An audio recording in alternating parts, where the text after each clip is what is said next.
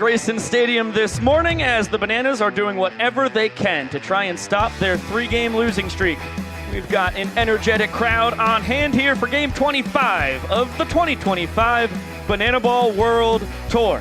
The Party Animals are going for the series sweep this afternoon and looking to pull ahead of the Bananas in the tour for the first time since they were up 8-7, all the way after Game 15 for all our math heads out there. You now look live at historic Grayson Stadium.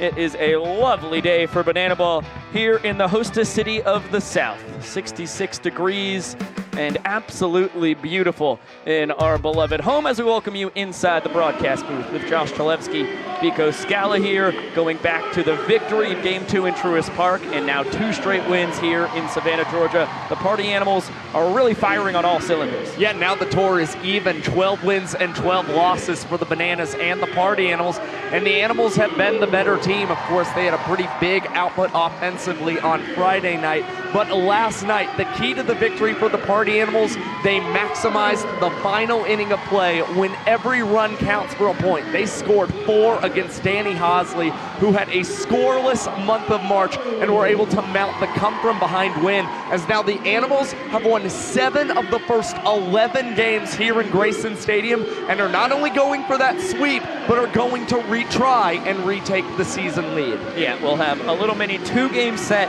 this coming weekend, Thursday and Friday nights, and then we set our sights on the largest Banana Ball game of all time. That will be April 26th in Death Valley up at Clemson, South Carolina. So these are the last 3 tune-ups before Banana Ball gets its biggest stage ever. And so far, both these games have showcased pretty much everything you want from Banana Ball. Lots of trick plays and both under 2 hours played. Yeah, and that's because of the pitchers. I mean, that's what you've got to commend so much throughout the first 2 games of this series.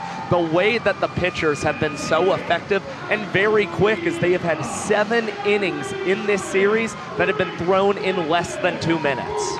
We've got the Bananas just finishing up their warm-ups down on the field. Extended pregame action here, as we love to do on our Sunday day games. So let's check down on Bill Leroy, co-captain of this Nanners squad, as he shouts out the boys. We're gonna have Banana Baby, Party Animals intro home run hitter, and a whole lot more coming at you in just a couple minutes. Air Nation, Mr. Corral Fry. Also at first base, wearing number 10, our bat trickster and balance extraordinaire, Alex Ziggy Ziegler. Waving the flag, the tallest man in sports, Dakota Stilts Albritton. On the mound for his final position, he does it all, Danny Hosley. And behind the plate, wearing number 1, on the mic, myself, Bill Leroy.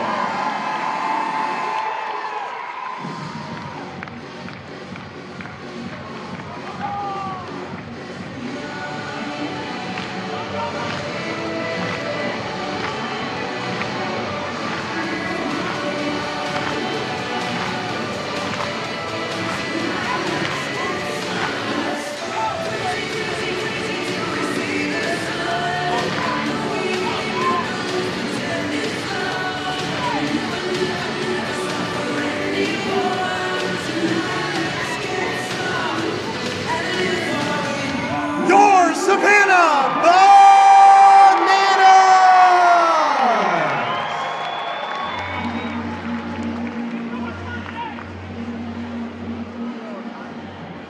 Ladies and gentlemen, you hear that sound. It is time to get those spirit fingers high in the sky. Both hands, spirit fingers high in the sky. Feel the vibes tonight. It is time for a Bananas tradition that started way back in 2016. A tradition that has brought us 4,102 wins. A number I just completely made up. Ladies and gentlemen, please make some noise for tonight's Banana Baby Andy.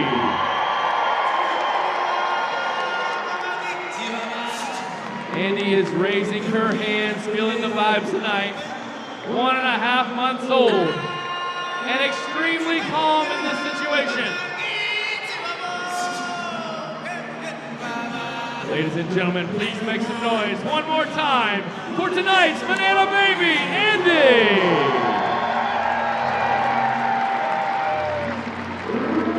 Ladies and gentlemen, boys and girls, look at left center field. They're the wildest, craziest, sexiest, most outrageous group of animals you will ever lay your eyes on. And they're here for just one reason. Why? To party! Here they come, the party animals!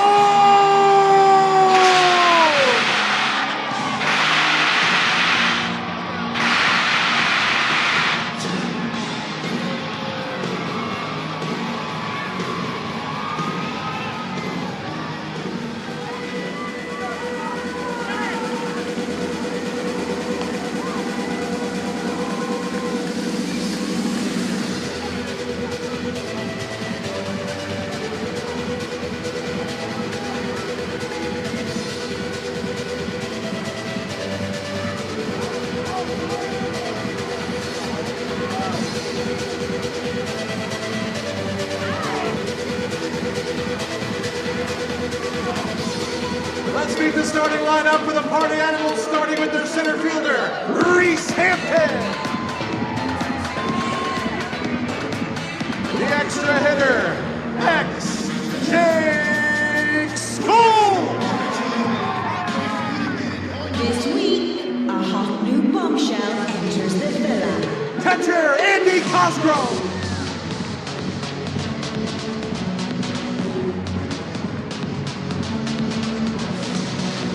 The left fielder, number 12, Noah Fisher.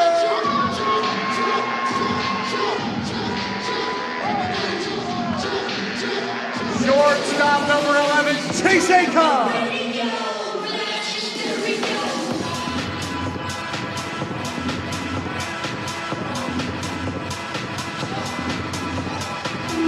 At third base, Bryson Bloomer. DH number 4, Tanner Tinker Thomas.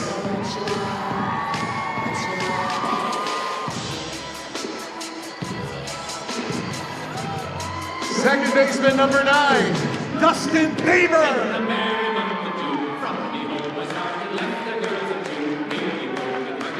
First baseman number 2, Jason Swan.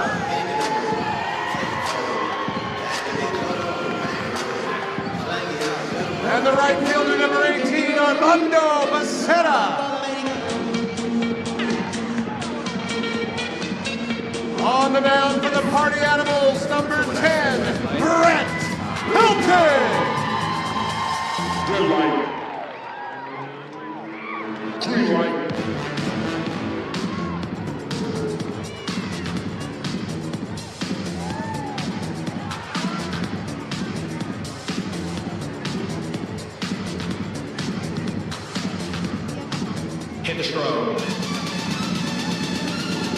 The party animals are managed by Mike Baba Basis, assisted by Thomas Sim Shady Simino, and Anthony How You Doing Coramano.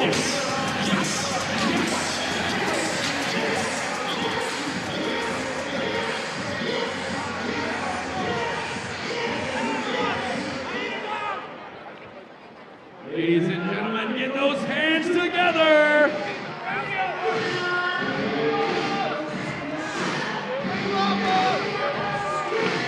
Now coming to the plate, he is 4 years old. He's ready to hit a home run against these party animals. He's my nephew. His name is Tyson. He's stepping in the box. He's facing party animals pitcher Brett Helton, who's getting on one knee. And here comes the first pitch. Tyson stares him down. Here comes pitch number 1. Oh, and a foul ball. The count goes to 0-1. Can we get some noise for Tyson right here? Here we go. Looks like Brett Helton's staring him down, talking a little trash. The count's 0-1. Here comes pitch number 2. And Brett Helen is throwing gas, which is not very fair. DR Meadows says he's going to make this fight more fair. He's going to steal the ball from Brett Helen. And now, oh, he's going to chunk his glove. Good throw, DR. He's now going to give Tyson a fair fight. Here comes a big swing, and that ball is going to be fair. It looks like Brett Helen has knocked the ball into fair territory. They throw the ball to the wrong base. He's going to be safe at first. He's bumbling, tumbling, stumbling his way to second base. Ladies and gentlemen, get on your feet and make some noise. He's rounding second base with blazing speed. The ball is thrown in from the outfield.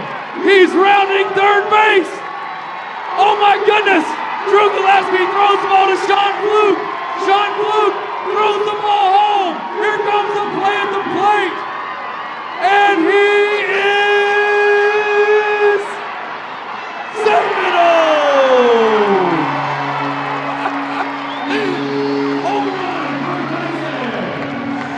Well, that was an all-time finish. It's like moonwalking in there. That's what I was gonna say. Just inching away from the incoming glove of Bryson Bloomer. Another look at the ball that started foul thanks to Dalton Potts, ended up fair. And the photo finish, that was Dustin Baber there. Just reaching out, couldn't grab him in time. Safe, no doubt about it. Excellent work from Bill's nephew. Let's get the 11 rules of Banana Ball. The game is Banana Ball, and this is the fastest, most entertaining game in sports. Rule number 1, win the inning, win the point. If you score the most runs in an inning, you get a point. The most points win the game. But in the last inning of Banana Ball, every run counts as a point. Rule number 2, there is a 2-hour time limit. No new inning can start when the clock hits 0. Rule number 3, if you step out of the batter's box, it is a strike.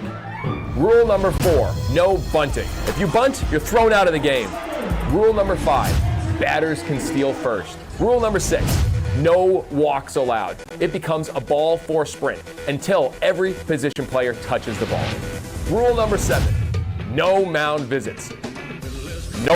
Rule number 8, if a fan catches a foul ball, it is an out. In Banana Ball, everything's in play, so you better be ready. Rule number 9, the showdown tiebreaker. If the game is tied at the end of 9 innings or when time expires, it is pitcher versus hitter with one fielder, and the hitter has to score.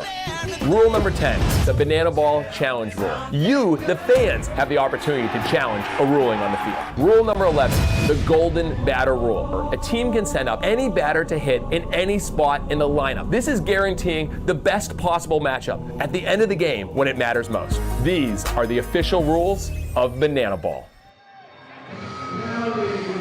It's time for a little pregame competition between the Savannah Bananas and their arch rivals, the Party Animals. You see, we've got a yellow table, we've got a pink table. We're going to play a game where players are one at a time from each team going to try and take their shoe, take it just off, and kick it and successfully land it on the table. The first team to have their shoe successfully land unanswered by the other team will be the winner. We call this one Air Jordan. All right, gentlemen, are we ready? And on your marks, get set, go. We got Fluke and Rack. Well, Flukey with the one shot does it. And the Party Animals take the game of Air Jordan. That is not surprising at all for those who know Sean Fluke, that he nailed it on the first try. This is a backyard lawn game champion. The best ping pong player I have ever met. I could wax poetic about that for a while. But we have got to check out what Cowboy Kyle has been doing while he's rehabbing his torn meniscus. There's been a lot of talks around here, like, you know, Kyle, bum meniscus. Kyle can't pitch. Oh no, should we get rid of Kyle because he can't pitch? I'm so much more than a pitcher, you know. The same way the young professor gets the game going. It says, ladies and gentlemen, boys and girls. He does his whole spiel. Right after that, where's that limelight? Right here, right on me. And you know, I don't know if there's anybody else that can manage that load. And now we get to hear from the man, the myth, the legend, Cowboy Kyle. Kyle, I hate to play devil's advocate here, but I kind of noticed last night you weren't even a part of the handshakes, man. You had Donnie doing the load for you.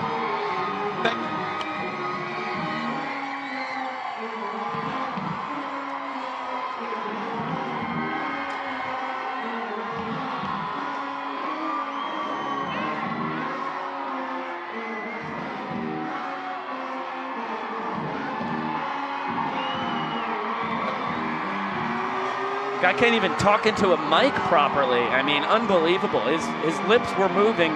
We didn't get anything from him. It's like we ask for one thing from Cowboy Kyle. Well, he can't pitch for us, and he can't even nail that. I mean, this is clearly Kyle's fault, right? And here he is comparing himself to the young professor too. I mean, geez, it's ridiculous. Kyle. No. Yeah, you're back, buddy. So what else have you been doing down there, man? I mean, balance. Hat.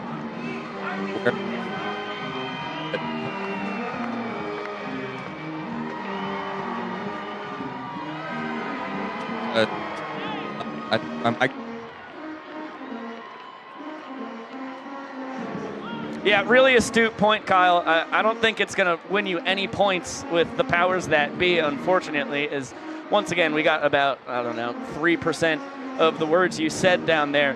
So you're just digging a deeper and deeper hole. If you can actually try and add some value here and figure out what's going on with this microphone, then maybe we'll keep you around at Banana Land.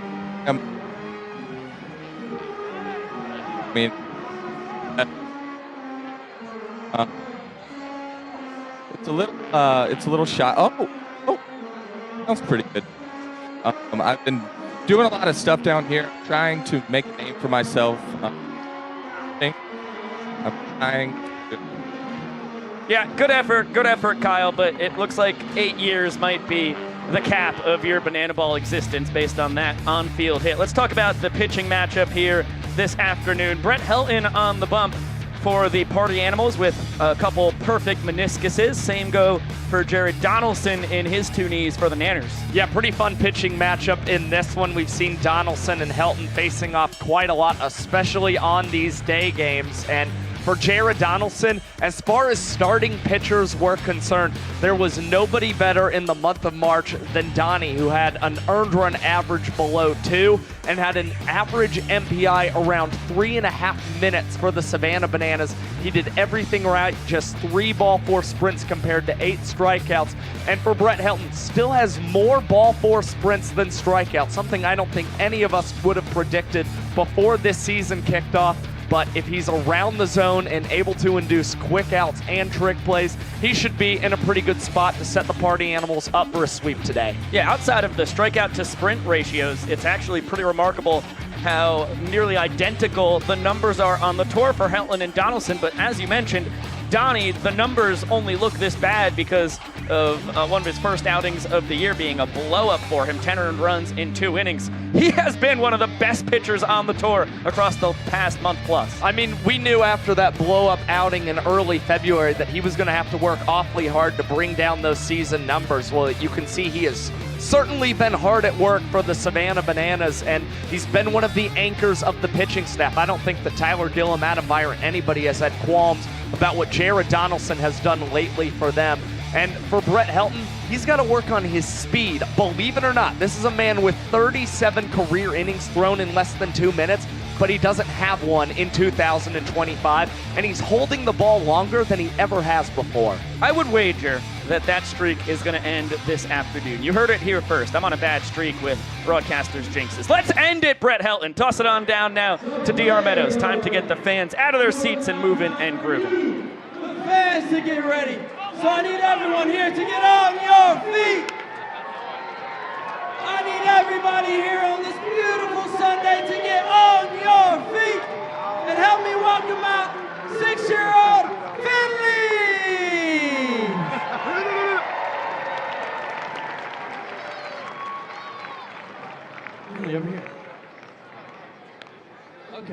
your job is very important.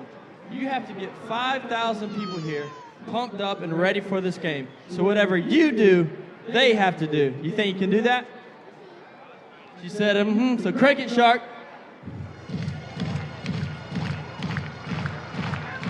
Oh, there we go. Get those hands up. Little hey, baby. Phil, you got a lot of energy today. Oh, spin it out. Let's get a little dizzy. Reese Hampton. It's the wrong team, Finley. Oh, is that the? How do you know about that? Is that the Nene? What is that? Exercise, jumping jacks. You got a lot of energy today. Oh yes, look around, Finley.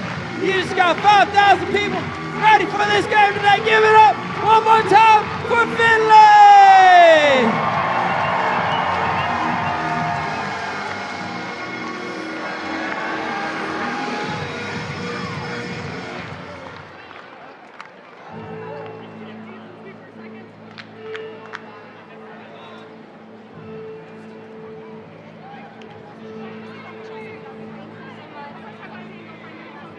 Ladies, gentlemen, boys and girls, and potassium enthusiasts from around the world. Today, you and thousands of your friends here live and millions more watching at home have gathered here to witness something beyond your wildest imaginations. From Montana to Savannah, from the Isle of Man to Tokyo, Japan, the Banana Maniacs come from across the globe to witness this. This is not baseball. This is the crucible where the fastest, hungriest, and most entertaining players are forged. This is a game of the fans, by the fans, and for the fans. But this is not your granddad's pastime. This is not just another day at the ballpark. This game is baseball by birth, fruit by name, and an absolute worldwide phenomenon by the grace of God. This is the time for all 5,000 people here at Grayson Stadium to get on your feet and give me your voices. Because this is the greatest show in the sports. Ladies and gentlemen, this is Banana Ball! Savannah, Georgia, it's time to meet the starting lineup for your Savannah Bananas, baby! Leading off the center fielder, number 5, DR the Doc Meadows. Batting second, third baseman, number 4, Kyle K.J. Jackson. Batting third, the DH, number 19, Dan Oberg. In the cleanup spot, the left fielder, number 15, we call him Rack Robert Anthony Cruz.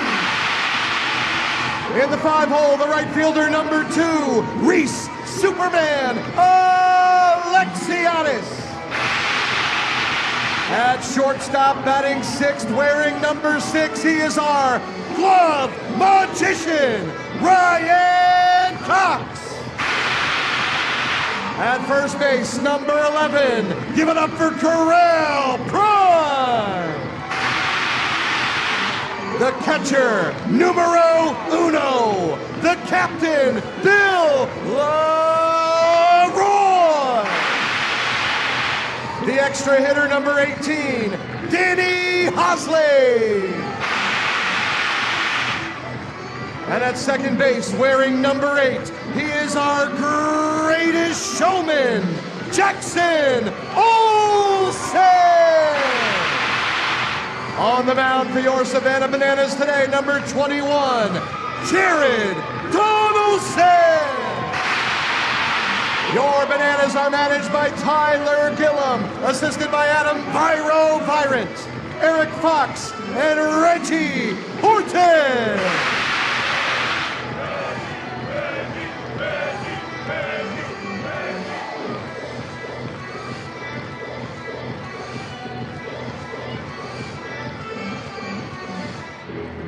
Ladies and gentlemen, please rise and remove your hats. Here to honor America with the singing of today's national anthem, please welcome Princess Potassia. Oh, say, can you see by the dawn's early light what so proudly we hailed at the twilight's last gleaming, whose broad stripes and bright stars through the perilous fight o'er the ramparts we watched were so gallantly streaming, and the rocket's red glare, the bombs bursting in air, gave proof through the night that our flag was still there. Oh, say does that star-spangled banner yet wave o'er the land of the free and the home of the brave?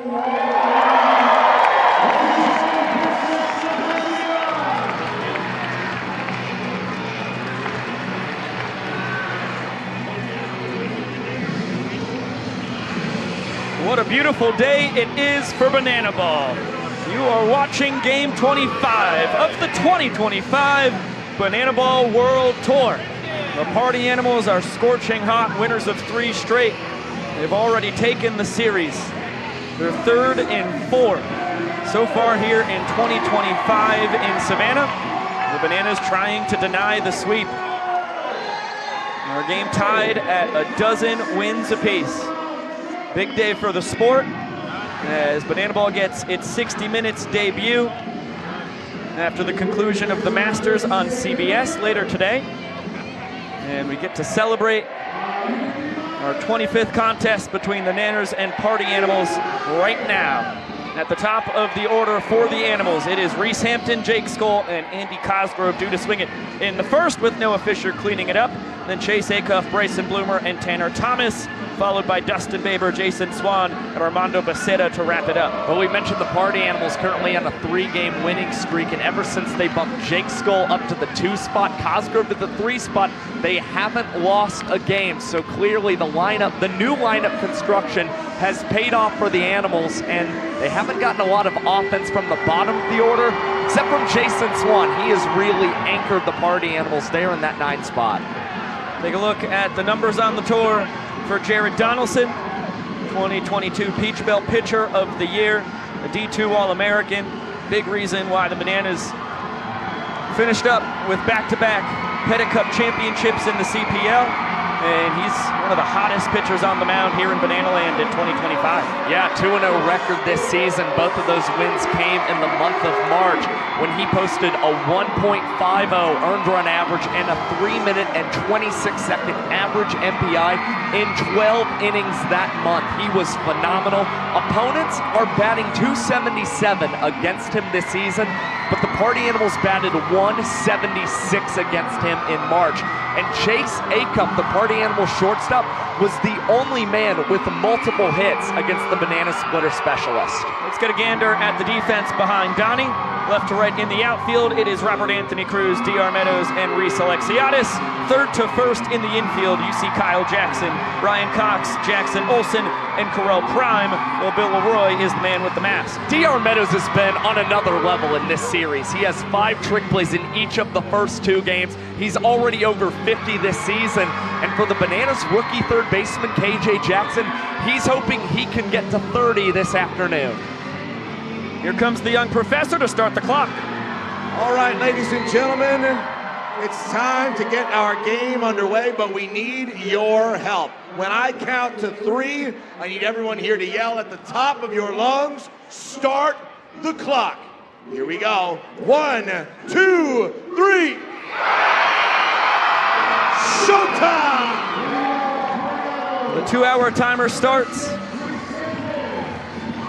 Both our games so far this weekend have finished up before the 2 hours have ended. It will only matter if it runs out before we get to the 9th. First pitch, Hampton skies it into shallow center. DR Meadows tipping it up, and it's going to be tipped again by Ryan Cox. DR, the only man there who gets the trick play. He's up to 52 now on the tour. Yeah, the Bananas made it a little difficult on themselves to start the game as Cox gave the extra tip back to DR. But now you can make it 11 trick plays in this series for the Doctor. Insane. Second straight game that Bananas starting pitcher takes care of Hampton on one pitch. That makes him 5 for 9 on the weekend, though. He has been the best batter we've seen. And a new look for Jake Skoll. Best hitter on the tour, going up with the Bikers helmet on. And it does not help him. A moon shot for Meadows, who's going to backflip and come away with 2 trick plays, 3 pitches into our ball game. Lee starts off with something conservative, a nice easy tip, and now he goes for arguably the highest level of difficulty, that backflip catch that he nails yet again for the Savannah Bananas. Heater on the outside corner.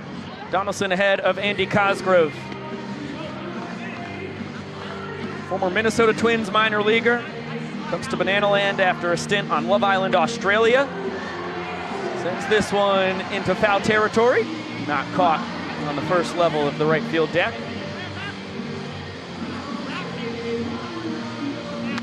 And a liner down the left field line. Another extra base hit for Cosgrove. What a torrid start he's had to his Party Animals career. Pacing the tour with 34 runs driven in. That is now his 5th two-bagger and 11th extra base hit overall. Well, no one's had more hits in Grayson Stadium than Andy Cosgrove this year. Had his 7-game hit streak surprisingly snapped last night. Responds in a big way to start this afternoon's ball game. Yeah, you may think he wasn't productive, had the hitting streak end. That could be farther from the point. Drove in 2 runs. Noah Fisher, high to right, backpedaling. Reese Alexiadis is going to tip it up and haul it in. 3 trick plays, all from the Bananas outfield. A pair for the Doctor, the 3rd for Super Reese. And Jared Donaldson keeps on keeping on. Scoreless first. Efficient work for Jared Donaldson. 9 pitches and 2 minutes and 25 seconds for the righty.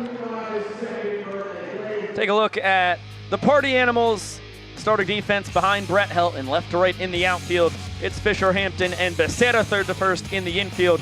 Bloomer, Acuff, Baber, and Swan. Well, Cosgrove is Helton's battery mate. Well, Chase Acuff is just narrowly ahead of DR Meadows for 2nd on the tour in trick plays. He was aided by 4 last night at the shortstop position. And believe it or not, Dustin Baber, he hasn't had a lot of balls going his way in this series, as he is still yet to collect a trick play here in Savannah this weekend. Let's zoom in on the Pittsburgh Pirates 9th round draft pick back in 2015. Brett Helton, a legend of Banana Land now, going back to the 2022 Summer Series. This is his 3rd World Tour.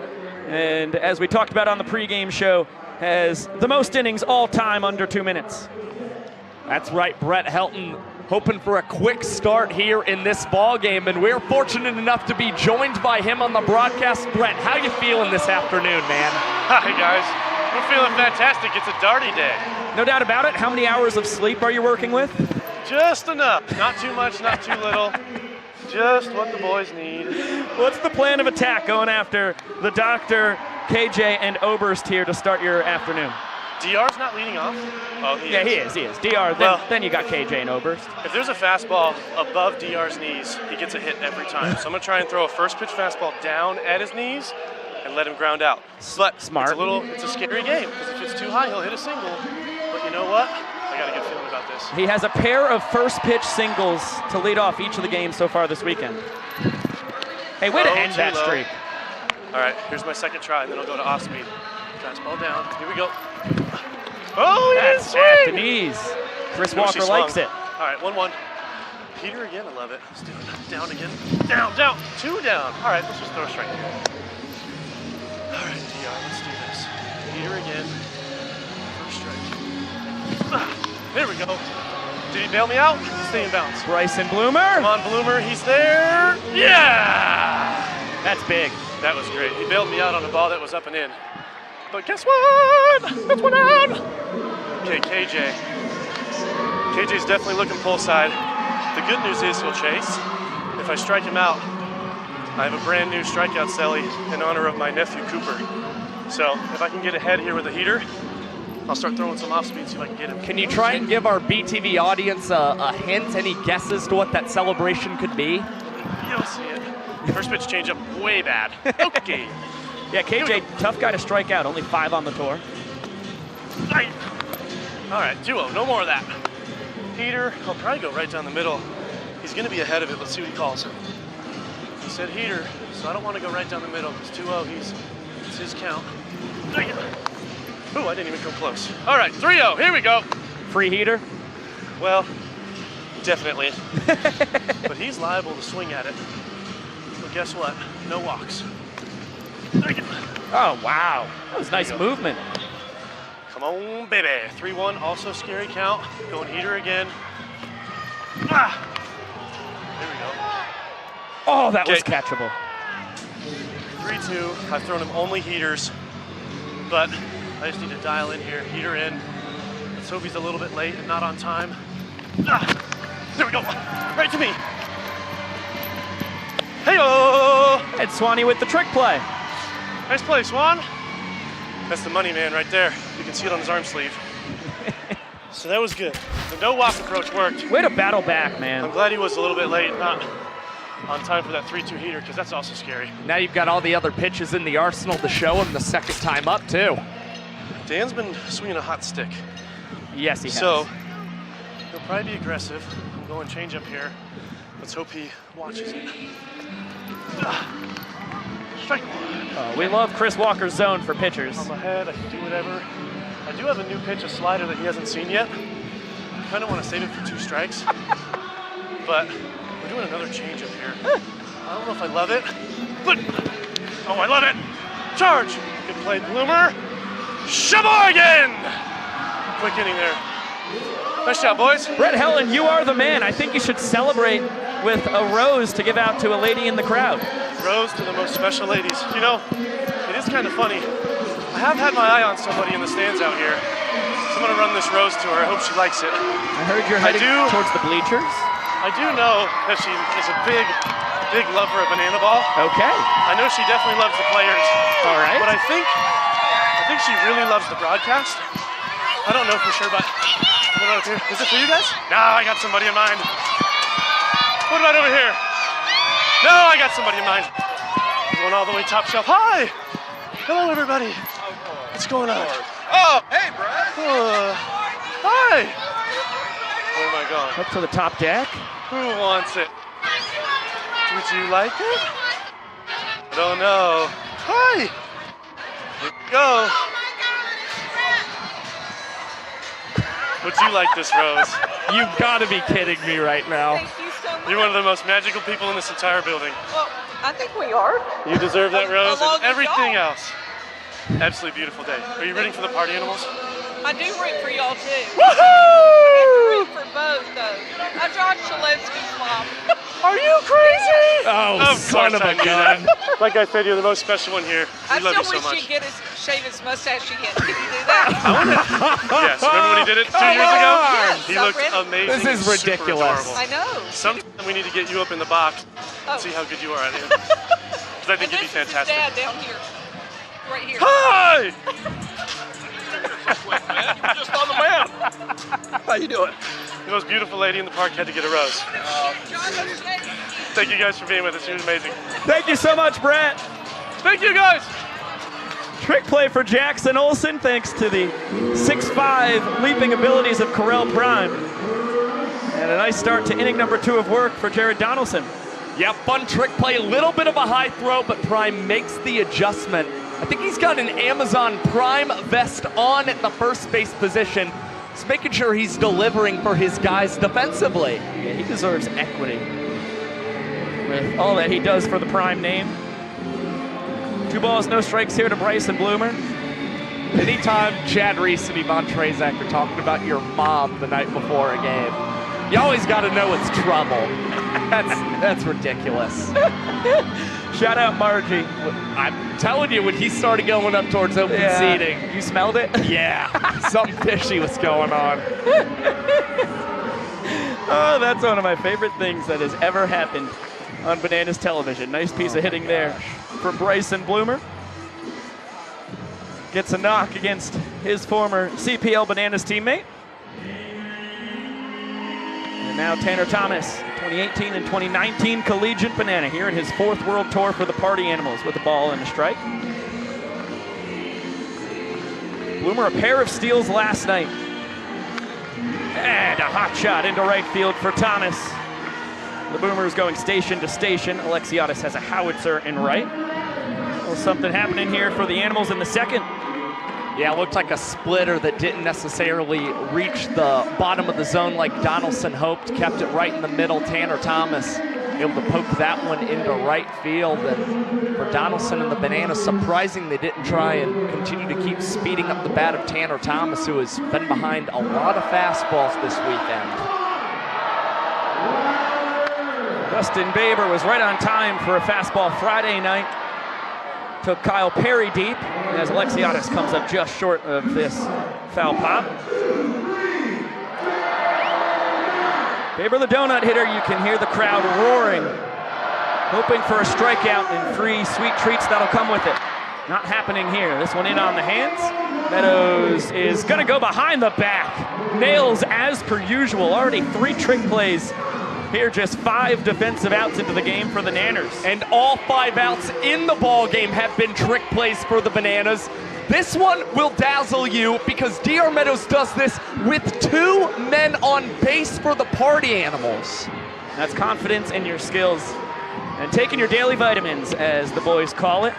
Practicing their trick plays every day in Banana Land. Fastball scrapes the bottom of the zone. Slider misses high. A ball and a strike now on Jason Swan. Pair of hits in both games so far this weekend. A couple doubles on Friday night. Pair of singles an evening ago.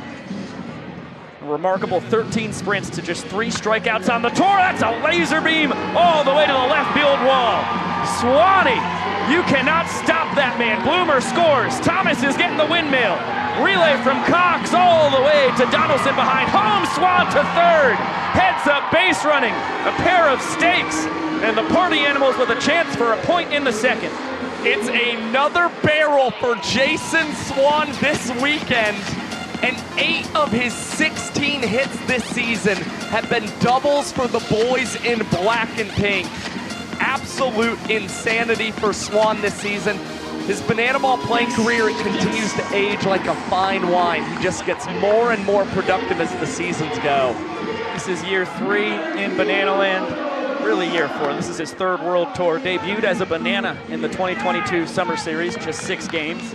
Ever since then, he's been with the Party Animals. Becerra, soft tapper, and Cox between the legs. Smooth as silk, just in time to get Mondo. That stops the bleeding, but Swan in the clutch, as per usual. Men on base, 2 outs. There might not be anybody you would rather have up, as we get another look at the trick play from Coxie. Yeah, entered the ball game batting over .350 with runners in scoring position this season. Let's nail down some banana ball basics, talking about MPI. It's how long it takes a pitcher to get through an inning, and what a ball game it was last night. Andy Archer with a pair of sub-2-minute innings. Blake Benson and Brady Kice getting the job done for the Party Animals. Zach Phillips getting a 115, and you can see the rankings when it comes to fastest innings on the tour there. Yeah, we've had 23 innings that have been thrown in less than 2 minutes this season. Andy Archer's first inning ranks 5th here in 2025. Zach Phillips slotted right behind him 6th with his impressive top of the 8th. And Brady Kice, he ranks 9th with his bottom of the 9th last night that won the Party Animals the game. Impressively enough, there has been no other pitcher with more sub-2-minute innings this season than Brady Kice. And Brett Helton, who takes the mound again for the Animals, was efficient in the first. 2 minutes and 49 seconds to get a 1-2-3 frame. Well mic'd up with us on the broadcast, multitasking at its finest. He is now sans Mike after delivering the rose to Josh's mom. Well, you didn't have to say it like that. He said the most special lady in the ballpark. That was a beautiful 12-6 curve. Does not get the strike call from Chris Walker. Vincent Chapman at third base here this afternoon. Yeah, you can't disagree with that.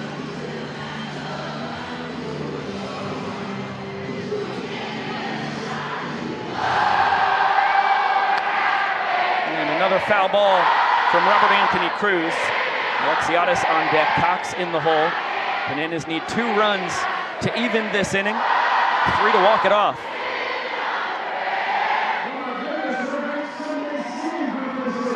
That is a gnarly back foot bender. The former Washington Nationals minor leaguer spits on it though. Gives Helton a taste of the Soto shuffle.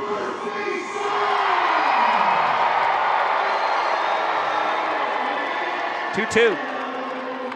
Back to the bender, that one's spoiled.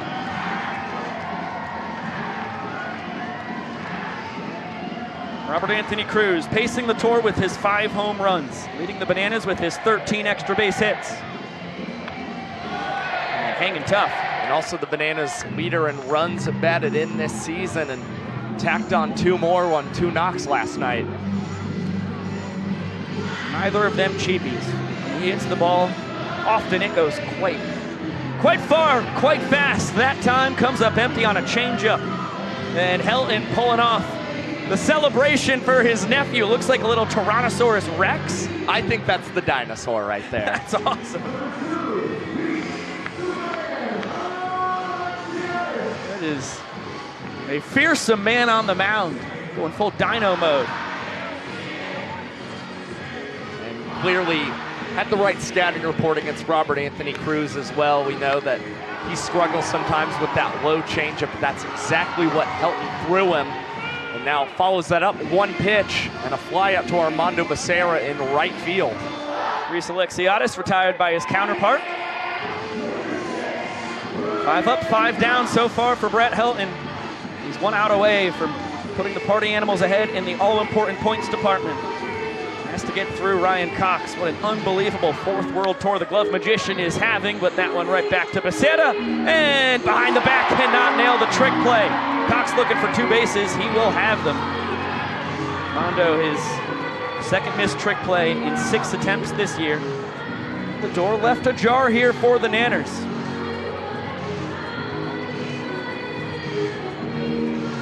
Looks like we're gonna have a specialty walk-up for Correll Prime. To the number 1 tee with his 1:19 tee time, hailing from Bradenton, Florida, and accompanied by caddy Zach Phillips, please welcome Correll Prime.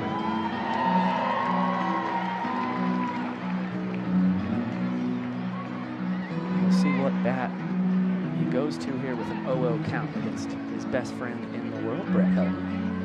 Trying to make sure that he's adjusted to the breeze that's blowing here in Grayson Stadium this afternoon. Looks like he had the 33, would rather opt for the 32 ounce against Helton to start this at bat. Well, these guys know each other as well as anyone in Banana Land. Gonna get a practice swing in here. No. Just lining himself up. Good blinks on the bender. Well, might as well say this friendship, how strong it is, that is a tradition, unlike any other, my friend. Prime and Helton have lived together 6 out of the last 7 years. That one in on the hands, right back to Brett. And he takes care of Bananas' first baseman. Party Animals up 1-0. 2 innings in the books. Masterful snag from Helton, and 2 minutes and 55 seconds as well. Another look. Excellent work from Helton. Take that thing in the jersey all the way back to the dugout. Party Animals ahead. And we've had some controversy here in Banana Land. Let's take a look at what happened last night after this Reese Hampton run scored in the top of the 6th inning. Oh my goodness! Flashes of Matt and Megan Wolf in Columbus, Georgia back in 2022. That looked like a kiss right on the lips. A lot of angles. And here is Reese Hampton to talk about the controversy. Hey, yes, Josh and Vico, you wanted to speak with me? Yes, sir. It was one of your 3 runs scored last night. A kiss looked like right on the lips to Vincent Chapman. What inspired it, and walk us through it? Well, me and Vince kind of got caught up in the moment. We were both excited that I got to touch home plate. And I'm neither going to confirm nor deny the matter. That's between me and Vince. All right, well, you are leading off the top of the 3rd inning, so we'll let you go hit, buddy. All righty, Vico, Josh. Good luck. Thank you. There goes Reese Hampton. Now, do you think if Reese manages to go deep, maybe slide into 3rd with a triple, we see some more magic over there between Hampton and Vince, another charged moment? I wouldn't doubt it. I mean, the way Vincent Chapman is moving and grooving looks like a middle schooler who just got his first kiss a day ago. Still feeling the effects. Banana Band finishing up in the grandstand. And we're back to the action. Party Animals up 1 point to zilch. Thanks to the Jason Swan 2-out, 2-run double.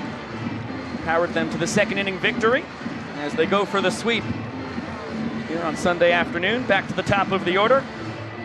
So our man on the mic in the box. And a liner into right center field. Hampton's been unreal this weekend. He is now 6 for 10. A homer, a couple doubles, 3 ball, 4 sprints.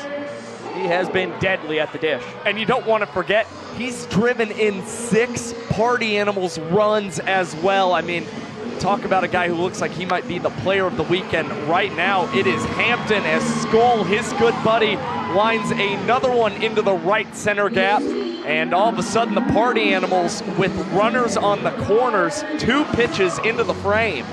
And good read there by Hampton, waited for it to drop and then saw the big hop nearly over the 6'2" Reese Alexiadis. Showing off the vertical, saving what could have turned into a disastrophe there.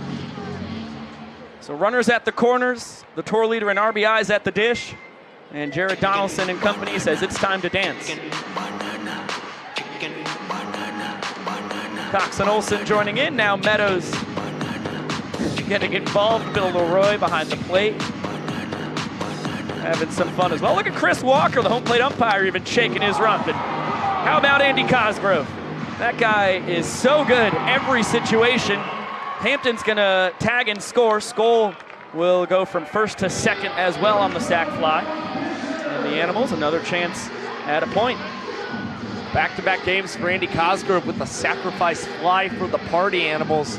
And one hit so deep into right field that Skoll was also able to advance and get himself into scoring position. Donaldson jumps ahead of Noah Fisher, the cleanup man. Splitter misses inside. Donnie lives and dies on the fastball splitter combo. That was a nasty splitter right there. Heater about 90 to 92, can touch 94. Splitter low 80s. A lower spin rate than the average Major League Baseball splitter. Nasty once again. That thing just disappeared. And Fisher, not a chance. He's Donnie's first strikeout victim. And so many guys are looking for more spin on a lot of pitches, whether they're throwing a curveball, a slider, sometimes even the changeup. But when you're throwing the splitter, you actually want as little spin as possible. Similar to a knuckleball in that regard. Comes in looking like a fastball, and then the bottom falls out. There's the splitter. Ugly swing from Chase Acuff, who's one of the best bat-to-ball guys we have in Banana Land. Behind 0-2. And offers at the high fastball. Donaldson's making the call. And tries to go behind the back. Skoll coming in from 2nd will score. Great hustle to steal an extra run in the 3rd from the Party Animals' extra hitter. And now the Animals are going to celebrate. Wigs in tow.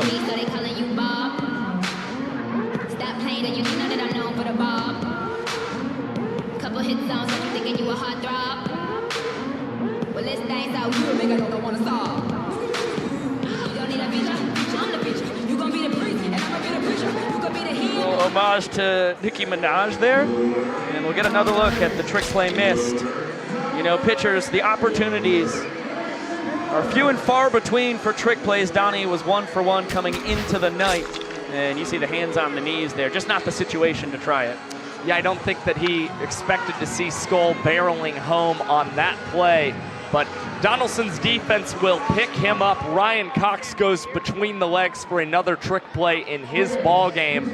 But again, it is a costly trick play missed for Jared Donaldson as the Animals score 2 runs in back-to-back innings, and we go down to the field for our Bananas Foster family of the game. Without a permanent home. To raise awareness and support this community, we created Bananas Foster, the official nonprofit of Banana Ball. Our organization is dedicated to celebrating the foster care community while educating and inspiring others to get involved. Today, we are celebrating the Watson family. Marianne and Chase have been a licensed foster family for 15 months. They have welcomed kiddos into their homes, sometimes just for the night and others for longer. But in total, they have already welcomed 16 children and teens into their home. Fans, please help us celebrate the Watson family for everything they're doing in our foster care community.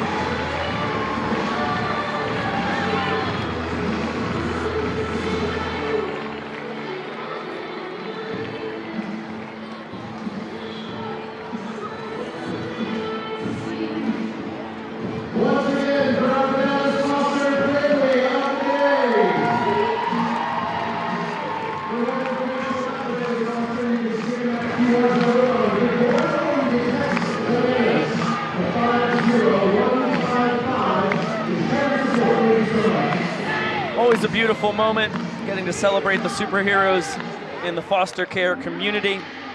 Marianne and Chase, the Watsons, have been doing yeoman's work across the last 15 months. Welcomed over 16 children into their home. I mean, it's pretty mind-boggling. Every single time we hear the stories from these foster families, just how much of a need for it there is. Watsons stepping up to the dish. And Brett Helton toeing the slab for the 3rd inning tonight. He's got the bottom 3 in the Bananas order. Bill Leroy, Danny Hosley, and Jackson Olsen due to swing it. Manners chasing 2 runs for a 2nd straight frame. And it's looking like a vintage Brett Helton performance this afternoon. He is dialed in right now. He has been particularly sharp to start today's ball game. Stayed in the zone, hasn't allowed a ball four sprint, hasn't allowed a hit either yet in this ball game. And both of the first 2 innings, 12 pitches and thrown in less than 3 minutes. Great efficiency. If it was up to Brett, he'd be throwing a complete game every time out there. He is the all-time Banana Ball leader with 3 complete games on his resume. All of them on the 2023 tour. All of them a part of that miraculous 9-game winning streak, culminating in Cooperstown. Remarkable comeback. Improbable at that. 2-2 now on the Nanners catcher. Nice slider. What a take by Leroy.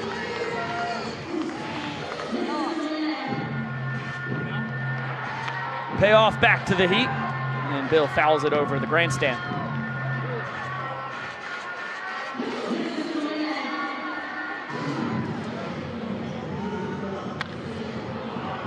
This one popped, shallow right, backpedaling. Jason Swan is gonna grab it with Becerra and Baber closing in on him. Swanee continued to keep a beat on that ball and found himself with backpedaling. It's when you're in that position that it becomes awfully difficult to try and come away with a trick play, whether you tip it to yourself or try and snag it behind the back. So Swanee just wanted to make sure he could grab the out. Hopefully get the Party Animals another point in the ball game as Hosley skies this one in foul territory and Bryson Bloomer hauls it in front of our third base camera woman, Emma. And smart play here by the Party Animals. Now, you get a foul pop. It's a great opportunity for a trick play attempt. but they're hunting points. They've got one trick play on the ball game. It was Swan back in the first. These guys are hungry. They want the sweep. As Maceo pulls off the legendary wrecking ball dance. 0-2 count here on Jackie.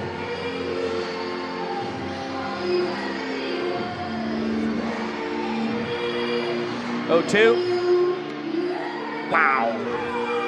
Good looking pitch, just missed the outside corner. He missed the spot that Cosgrove was setting him up for. He wanted the pitch that he had previously thrown to Olsen, that breaking ball that comes inside and will freeze him up. And now again, they try and attack Olsen inside, but he's able to cue this one foul. Jackie with a pair of hits last night, starting to heat up. Vincent Chapman going crazy umpiring third base.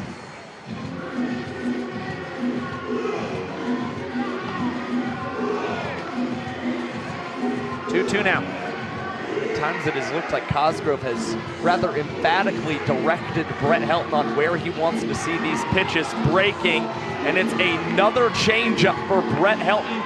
A second strikeout in this ball game. Cosgrove's gonna come out, give him the hug, and flip him over as well to celebrate a second Animals point. 3 innings in, Party Animals up 2-0. And we've got ourselves a brand new promotion here. We'll sauce it on down to the field. It's not a golf course, but we are gonna play a new game here. This is called a donut hole-in-one. I am over here with Party Animals Dalton Ponce. Garrett, who do you have over there? I'm over here with Savannah Bananas, Ryan Kellogg, and we're not throwing Timbits, but I think he's gonna get it figured out. So we've got some Dunkin' Munchkins here, and we're gonna see which player can make as many landing in our fans' mouths here, all right? So I need everybody to baby bird it out here right now. Open up nice and wide. He's gonna be throwing them out. Whichever player lands the most donut holes in one is the winner. Shark, hit the music on your mark, get set, let's go. Oh, almost, so close. Ah, all right. No hands, no hands. He's going for distance. I feel like we gotta go close. We got one over here. Oh, we're making with one over here, Professor. We got 2, that's 2. Oh my gosh, we gotta catch up, come on, Ponce. That one just hit him dead in the face. That's not the same, it's close. We have 10, some positions over here. 9, watch 8, 7, 6, 5, 4, 3, 2, 1. All right, well, as much as I've enjoyed watching you all open your mouths to get donuts, we've only got one over here. What do you got over there, Garrett? Over here on the first base side, we got 2. Peter misses to Tanner Thomas as we make our way to the top of the 4th inning. Bottom 4 in the order as Tanner, a high fly ball deep to right. Kiss it goodbye on top of the right field seats. 4th bomb of the tour for Tanner Tinder Thomas. And the Animals get the start they dreamed of here in the 4th. And he has multiple home runs against Jared Donaldson this season. Tanner has always seen the ball pretty well against the Banana splitter specialist. And the Party Animals now have runs in each of the last 3 innings, although the hacky sacking doesn't necessarily go their way. Get another look at the cloud scraper from the former Hokie. He's got the juice. He's now one behind Robert Anthony Cruz for the tour lead in homers. And the hacky sack lack of ability is why he is tier 5 over at the Party Animals. A lot of controversy at that. Of course, tier 1 is where you want to be. That is an elite group at the top. I was blessed to get to see Andy Cosgrove, Coach Thomas Simoneau, Dalton Ponce, Brett Helton, and Peter Holden all hacky sacking together before yesterday's game. That is the entire tier 1. And I beg your pardon, Tanner Thomas isn't tier 5, he is tier 6, which is in parentheses non-compliant with Jake Lealios and Blake Benson. The only tier lower is the bat boy. And that one blasted deep out to left. It's going to be right off the Savannah Cardinals sign from Dustin Baber. His third two-bagger of the tour, equaling his home run total now. And the bottom of the order bringing the boom here in the fourth for the Animals.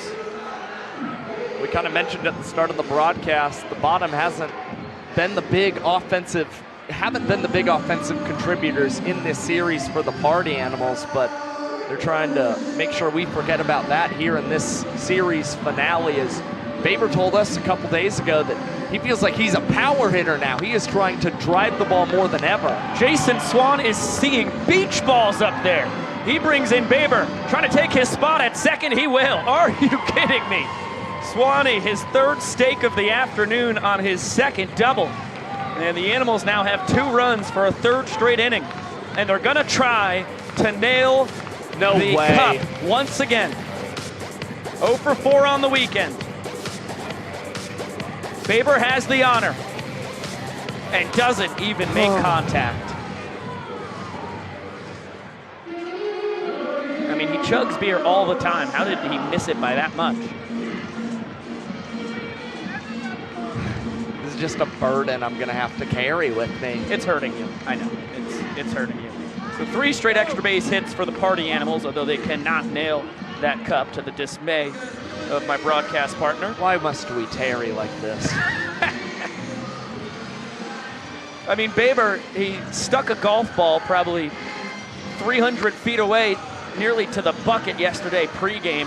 That's a nice stop by Correll Prime, whips it between the legs for a trick play. Able to handle the scorcher there from Becerra, making it look easy. Yeah, got all 6'5" of that frame in front of the banana ball and the wherewithal to go between the legs before taking it to the bag himself. Now the Party Animals with a run just 90 feet away at third base. As we've got Reese Hampton, we're back up to the top of the Party Animals order. Yeah, productive out there to get Swan over to third with less than 2 outs. Infield has to come in for the Bananas, trying to limit the damage here. And the splitter fouled away. Hampton disgusted with himself that thing wasn't smashed. Talked about it after his single an inning ago, but he is now 6 for 10 on the weekend. He's already driven in 6 runs, does not bite at the back foot slider. 2-2.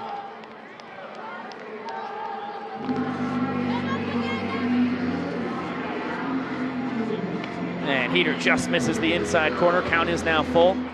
Hampton, of course, trying to elevate. Love to join Andy Cosgrove in the sack fly department today for the Animals. And that one is going to be far better than a sack fly, all the way to the wall. Swan could cartwheel home. Hampton's going to pull up at second with the 3rd double of the inning. 4th extra base hit for the Party Animals. We came into this series batting 130 with runners in scoring position. Now he's above 200. Jason Swan finally has the opportunity to sink the shot, throws the money down, a kiss of the pong ball, and they're long yet again.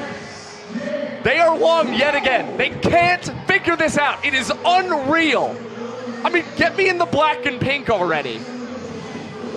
You were in the full uni yesterday. I mean, they should just let you spend a full game down there simply to shoot pong shots. Nice scoop there by Leroy. Keeps Hampton on second base.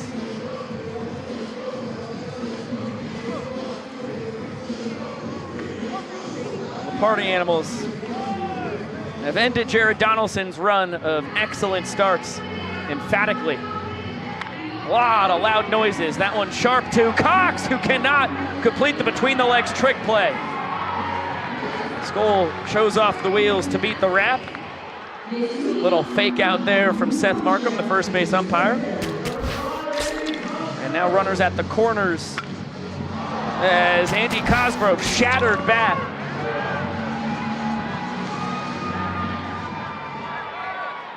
Never even saw where the ball went. We were in replay world. Runners at the corners with 1 down So the tour leader in ribeyes drove in his 35th an inning ago on the aforementioned sacrifice fly.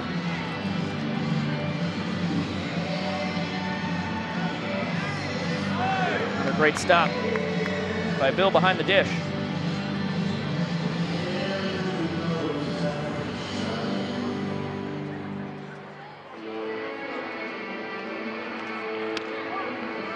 Backdoor splitter. Donaldson ahead in the count.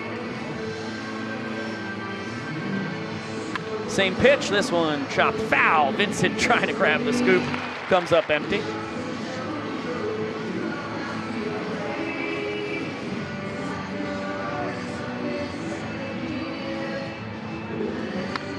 And that one past the dive of Kyle Jackson into left. Cosgrove 2 for 2. Grabs his second ribeye, 36th of the tour. Extending his lead there. And the Party Animals are not going to attempt to sink a cup on that one. As you can see as well, Cosgrove's tour leading 17th hit with runners in scoring position.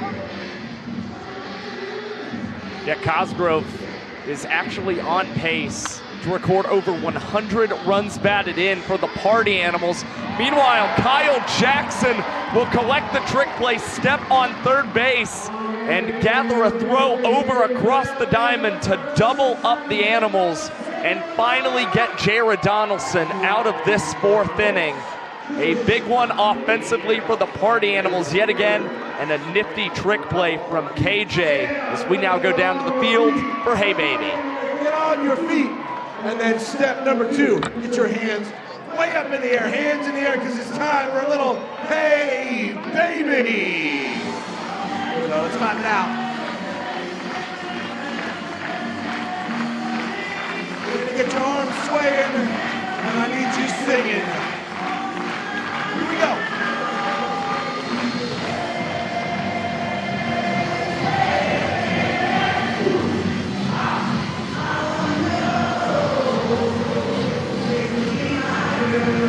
Here we go, Savannah. Let's get a little louder.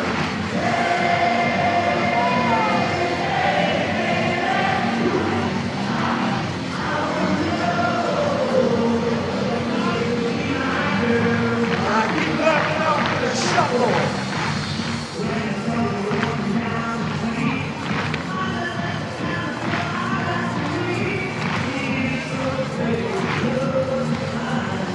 All right, get ready. Here we go.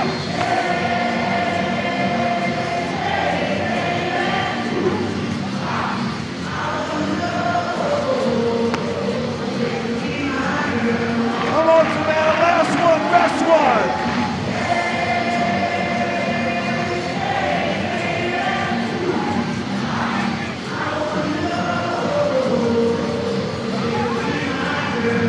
Give yourself a big round of applause and let's go. A wonderful Hey Baby from the full capacity crowd here this afternoon. 406th straight sold out crowd in Banana Lane, 251 of those in a row here in Grayson, and a great piece of hitting by DR Meadows. Not trying to do too much. Slaps it right through the 4-hole. Manners are in the business of base runners. They need to get 3 guys on before they can think about tying this 4th inning and starting to turn the tide. This game going the wrong direction for them as they try to avoid a sweep. Hilton, like a cat off the mound, will take care of KJ. No reason to fool around with DR. Get the shutout with the 4-run cushion. Smart play. And thought about going to second base, opted to make sure he got a shore out, and I think it was because of the indecision we didn't see a between-the-legs transition or any kind of trick play from Brett. And I just spilled an absurd amount of water on my scorebook. We got ink bleeding all over the place. It is a beautiful 12-6 curve. Chris Walker says it was a pinch high. Ball and a strike on another one of the hottest hitters in Banana Land. That was a hanger. Dan misses it. talking to his dugout as Jason Swan's going to tip it up. Can't pull it in, though, so a free base runner for the Nanners. First and second now, still one down. Tough trick play missed for Jason Swan, but picked the right opportunity to try for it nonetheless with the Party Animals up so much here in the fourth inning, a 4-run cushion. This is the time when you should be trying to get all of those trick plays defensively as the visiting squad. Little cue ball foul. It's one of my more underrated favorite things in Banana Ball. When Bryson Bloomer Hulk slams a slow dribbler that is foul and he makes sure it stays foul for eternity. Put that thing down with authority. 0-2 count now on Robert Anthony Cruz. Went down swinging on the changeup from Helen his first time. Gets the curveball, does not bite. The Party Animals aren't exactly playing double play defense right now against Robert Anthony Cruz. It's Dustin Baber who's actually shaded into shallow right field, expecting Rack to tag one towards him at what he assumes will be a pretty hard hit liner. Fastball fouled right off of Rack. We'll do it again.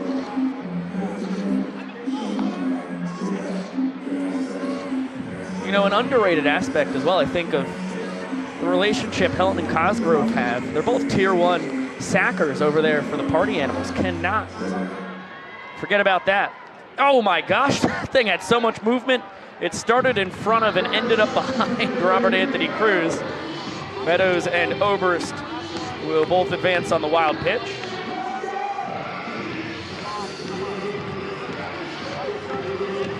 Looked like a blitz ball pitch in the John Boy warehouse. There's the changeup once again. It sends Rack back to the dugout with a K. Twice as nice for Brett Helton against Rack. Now all 3 of the strikeouts in today's ballgame have come via that changeup, which I think Helton will admit is his signature pitch. Yeah, he's got the 4-seam, 2-seam cut fastballs, the big looping 12-6 curve, the slider, kind of a slurve variation. Primarily a 5-pitch guy. A lot of funky stuff with the breaking balls, though. There's a first pitch changeup, ended up right down the pipe, but deceptive enough to get a whiff from Alexiadis. Changed up the arm angle just enough that Super Reese thought Heater was coming in right at him and was well ahead of that ball. Now Helton a strike away from earning a 3rd straight point for the Party Animals. Reese lined out to right his first time. Helton and Cosgrove on the same page, clearly. Just a bit high. Alexiadis has been a tough guy to sit down on strikes, only 7 punch-outs compared to a team-high 11 sprints this year. Nice bender, that one tapped back up the middle. Tough play for Acuff. Not in time. Sorry for spoiling the call there from Seth Markham. Didn't know he was going to do a front flip before declaring Alexiadis safe. Using the wheels to drive in a run and make Ryan Cox the inning tying run at the dish. Heater outside.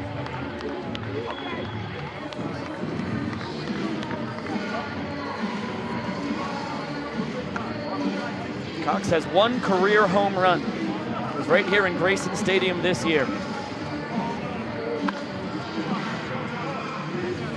And it was not a cheapie. Struck well off of Dalton Ponce out to right. Once again, Helton a strike away from a point.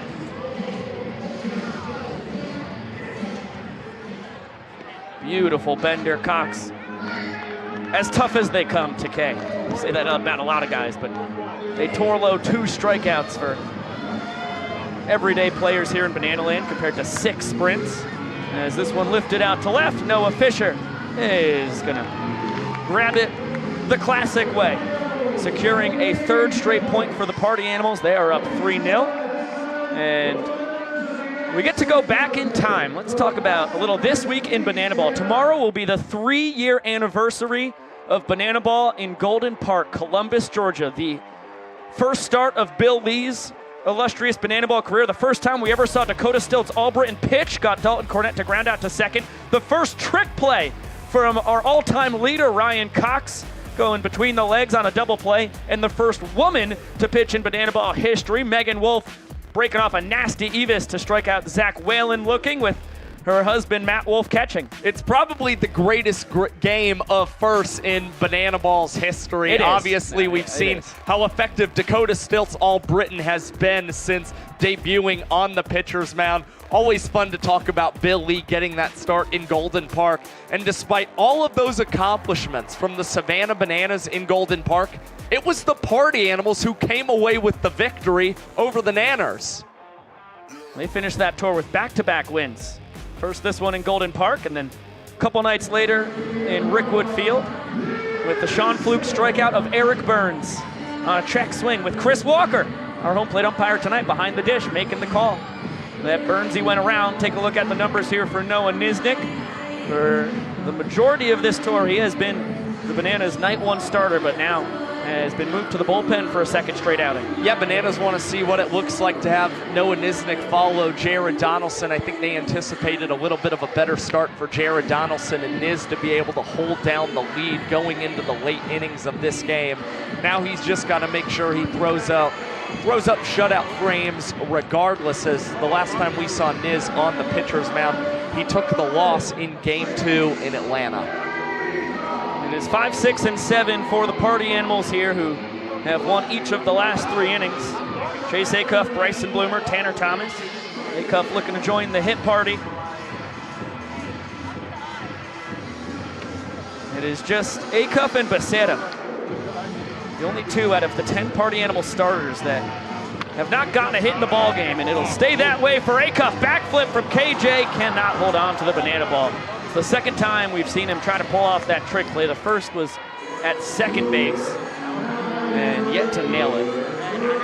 I really like the attempt.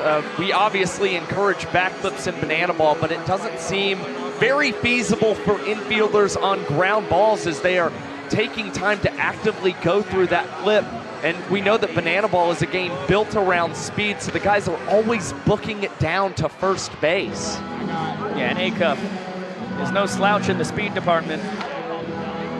2-1 count on Bryson Bloomer. It's more a play, I think, reserved for fly balls rather than ones that are hit on the ground. Yeah, unless Stilts is hitting.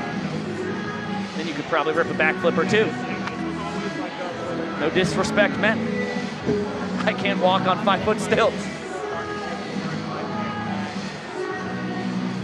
He has gotten speedier across his illustrious 5-year career as well. This is a little Bermuda Triangle situation. Oh no, I spoke too soon. Correll Prime trying to make the catch on the run. Would have been a fine play. Instead, it will be an E3. And specialty walk-up time for Tanner Thomas.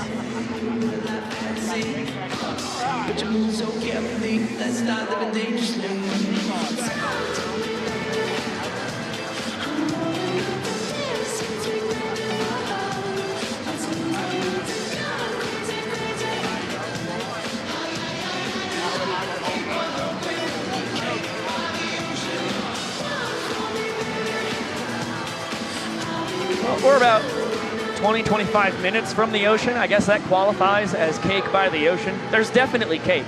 Cannot deny that. I've heard that people have seen Tanner Thomas walking around like that at Tybee Island. It's true. I just need somebody to post a picture out there for us. Yeah, Pixar doesn't count. Big swing and a miss. Tanner 2 for 2 on the afternoon. Blasted a towering solo home run his last time. And surprisingly, actually, across his career, going back to Tallahassee Community College, Virginia Tech after that. It's been true in his Banana Ball tenure as well. Hits lefties better than righties. That is not the case here. 3 pitches, 3 strikes, as he goes after the high cheese. Niz taking care of business all on his lonesome. His defense has not helped him out to start this 5th inning, so bears down and gets a quick 3-pitch strikeout. But now it's beer chug o'clock for Dustin Baber. Tanner Thomas, hate to see him go, but would love to watch him leave. as Dustin Baber, make sure he stays hydrated. And the beer chug home run a couple nights ago. That was the long ball off KP. Fastball down and in. Nisnik staying away. Another tough play here. Alexiadis on the run. Sliding snag in foul territory. Acuff and Bloomer stay put. Great range from Reese Alexiadis drifting towards that right field foul line. Comes away with a sliding snag and a ball that Chase Acuff in particular didn't read especially well, as he was halfway to third before he had to retreat and then was unable to tag up. Swanee ahead, a ball and no strikes. He has blasted a pair of doubles off the left field wall, driving in 3. Change up right at the bottom of the zone to even up the count. Nisnik primarily a 3-pitch guy. Fastball, changeup, curveball, a cutter once in a while.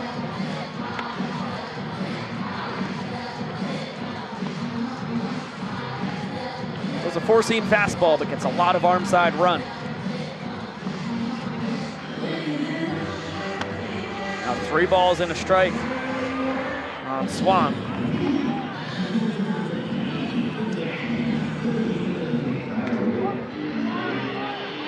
Pitcher's pitch, scrapes the bottom of the zone. Payoff coming, runners will be set loose. There they go, and Swanee.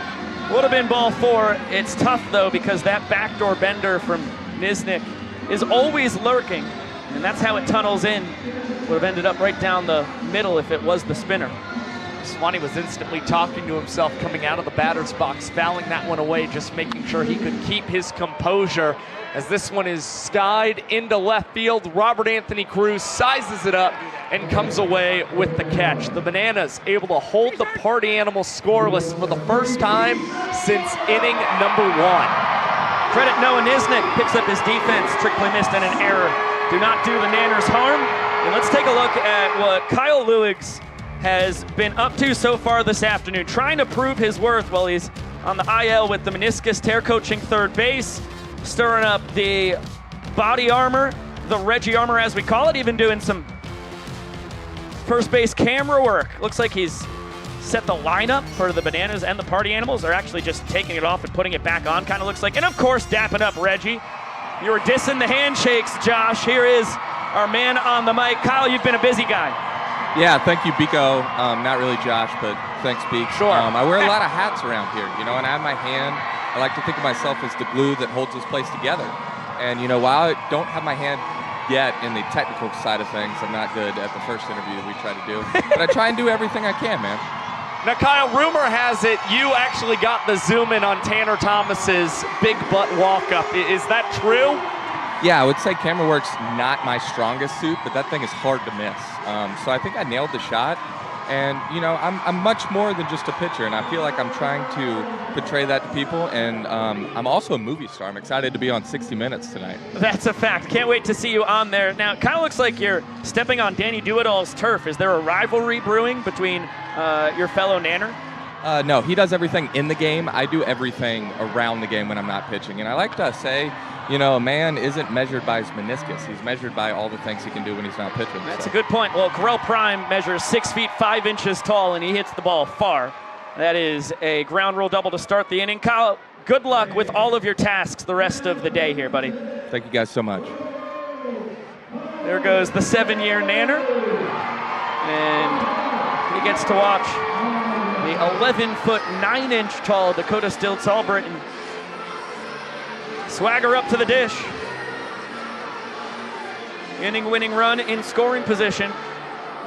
Big spot here for Stilts, who's been an offensive force. See the numbers, hitting .286. Robbed of a hit, too, earlier this year on a liner to right. Armando Becerra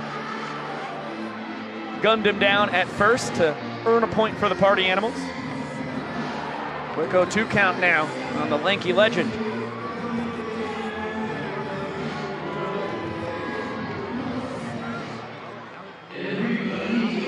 Looks like Bronson Ballholm has taken over for Andy Cosgrove behind the dish.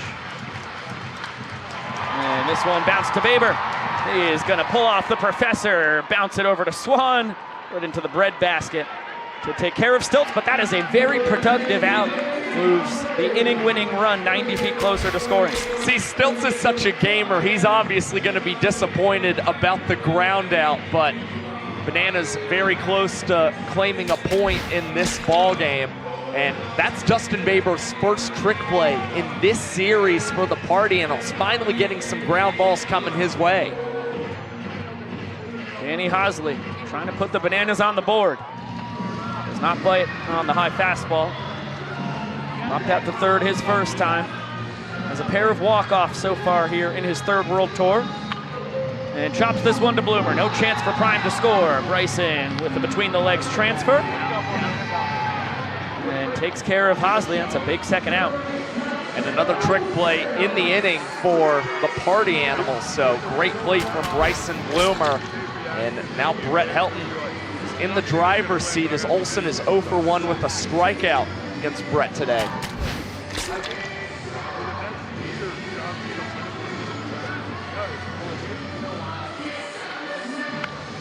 That thing stroked foul. Chance for the fans to get Helton out of the frame. Just missed it with the attempt on the hat. Yeah, Prime at third base. He can get to top speed. Once he's there, he's pretty quick, but it takes him a little bit to accelerate. As a kid, they called him SBKIA. Stood for the slowest black kid in America. An affectionate nickname. Well, now a strike away from holding the door here. Well, the Bananas have had the opportunity to pinch run Malachi Mitchell in this inning. It's a little surprising to still see Prime standing on third base as Olsen is behind in the count. Dribbles this one foul. Yeah, I think the surprise is that flashed in pinch run for Prime when he hit the ground roll double. Get him out there in scoring position.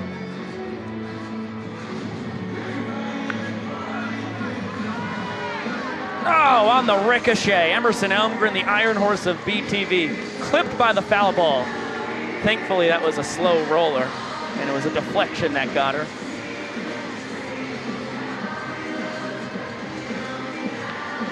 Well located fastball. Good fight there by Olsen. Ballholm liked what he got from Brett Helton on that delivery. Stuck the glove out, pointing it right at Helton, and with a lot of nods of approval. So you may see a very similar pitch thrown again here to Olsen. Helton still in the driver's seat. Another 1-2. Like he was trying to backdoor the bender, misses down. That's just messing with the eye level of the batter in the box. You go high fastball to Olsen, then you try and bury that changeup, which you know he chased first time up.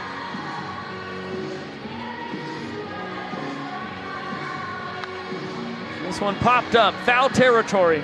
Ballholm and Bloomer heading towards their dugout. And Bronny, nice catch. Makes the adjustment at the last second.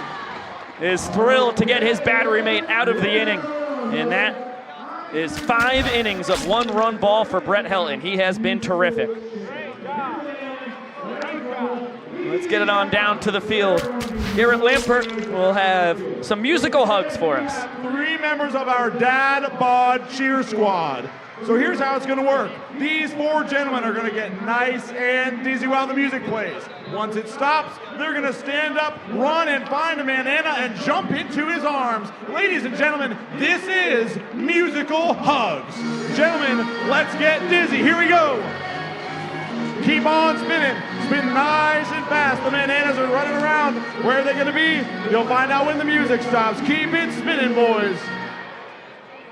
Gotta run, go find a banana. Oh, we got a ball. Oh no, all right, Eric is out. My 3 gentlemen, come on back. We're gonna go round number 2. Spidey's gonna exit. We're gonna have 3 spinners and 2 bananas. Let's get dizzy, boys. Here we go, round 2. Where are they gonna be, boys? Keep on spinning. I know it hurts, but you gotta go. Find a banana.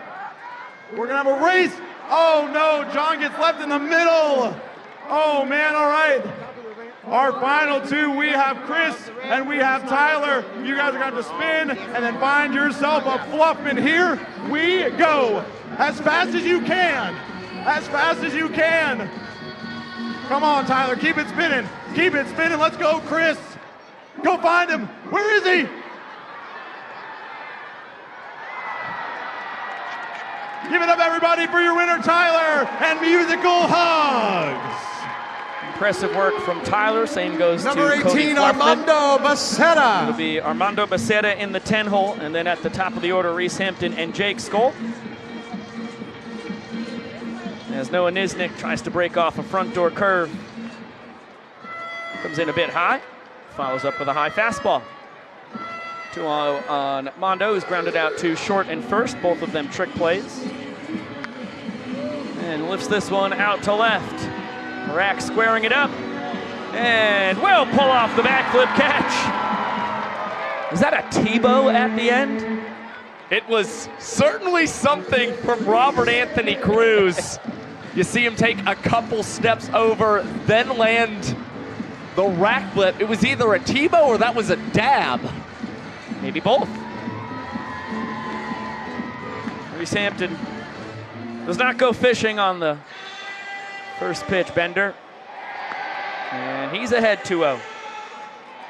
2 for 3, single, a double, a run driven in, a pair scored. All of the damage from the left side of the plate. Gets to turn around and hit from his natural right side as Niznik steals a strike. It's an adjustment for hitters and pitchers on both sides, having Chris Walker behind the plate instead of Vincent Chapman. Generally, it's a slightly larger zone. And Vincent has traded spots with Seth Markham, now umpiring over at first. And that's a great piece of hitting. Boy, right over the noggin of Chapman. Still a full count on Hampton. He's got to be happy that one wasn't laced a little lower towards him. He's just lounging on the ground right now. And another high fly, foul territory. Wow! Looks like that was going to stay fair. And Hampton robbed of extra bases on another fine sliding snag from Super Reese. Yeah, it was first Baber in the 5th inning. Now Hampton robbed here in the 6th. Super Reese has navigated right field so well this afternoon for the Bananas. The starting center fielder for 3 years in the Pioneer League. Of course, on route to league MVP the 2023 season, all of them with the Ogden Raptors. And obviously, even though nobody's really going to dethrone D.R. Meadows in center field, at least as far as the Bananas are concerned, right. You see in practice every day, Reese Alexiadis still takes trick play reps in center field just in case. He obviously wants to make himself as valuable as possible to this squad. And has played a little center field in the rare nights off for DR. Across Alexiadis' 2 tours. Dangerous pitch to Jake Skoll, but the changeup fools him, and Olsen jumping, flipping between the legs.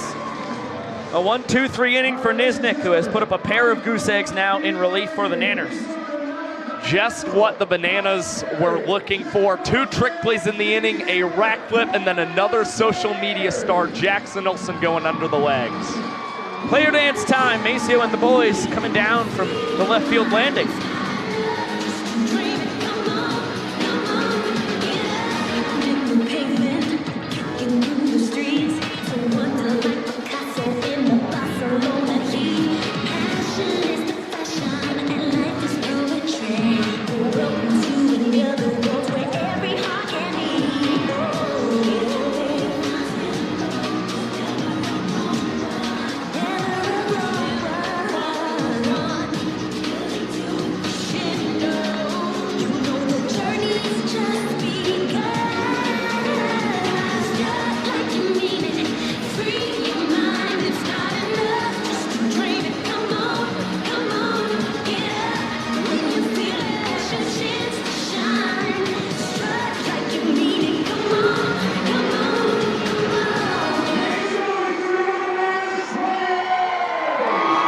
Twist to the player dance Excellent work, fellas. And what a job by Brent Helton this afternoon. Great work by Turner on the camera down there as well. Helton, 5 innings, 1 run, it was unearned, scattered 2 hits, and the key, 3 strikeouts compared to just 2 ball 4 sprints. He was awesome. Well, it's interesting because the Party Animals are up 3 points in this ball game. We saw last night the Bananas were up 3 points through a big chunk of the game. That's right. And then the Party Animals clawed their way back and had a big final inning. So the bullpen going to have to do the job, and it starts with Peter Holden, who threw a scoreless frame on Friday and collected 2 strikeouts against the Bananas as well. So starting to see an uptick in the swing and miss stuff. Top of the order for the Bananas, and that one through the left side of the infield. Boy, DR's having himself a heck of a weekend. 13 trick plays defensively. Another multi-hit performance. He was 2 for 4 last night. He is 2 for 3 now today. He was 2 for 4 on Friday night. Can't ask for anything more from your leadoff man. Inning-winning run aboard and great speed at that. Kyle Jackson in the 2-hole for a 2nd straight game with Eric Jones Jr. back up in Charlotte, celebrating the life of his grandfather, Bob Jones. Big inspiration for EJ's baseball and banana ball career. Professional baseball player in the San Francisco Giants organization. A legend at that. We mourn his loss, and all of our thoughts go out to the Jones family. Good stop there by Jason Swan to save what could have been a disaster. Picking up the low throw from Holden. Ty Jackson with some words for the 6'5" southpaw on the mound. 2-1 now on K-Jack.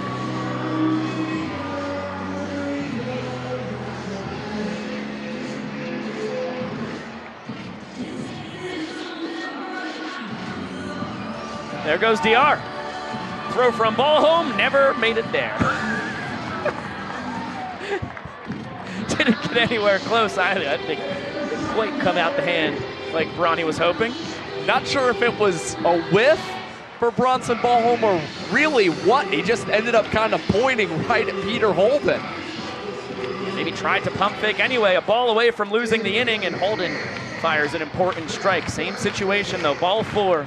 And Meadows will easily score from second. This is exactly where the Bananas were last night, except the Party Animals now in their spot. Niners were up 3-0 through 5, and the Party Animals won the 6th inning. Started their 6 straight points scored to steal the game. Niners trying to do the exact same thing.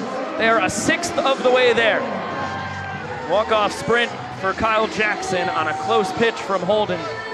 And once again, uncharacteristically control his problem here in 2025.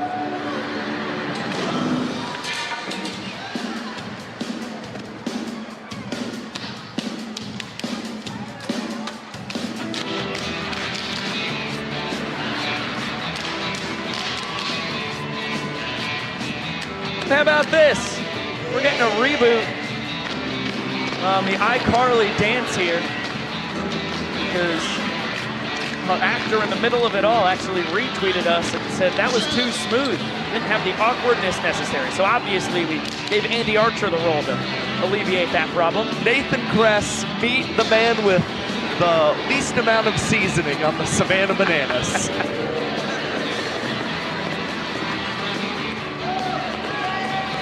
Take that for more awkward.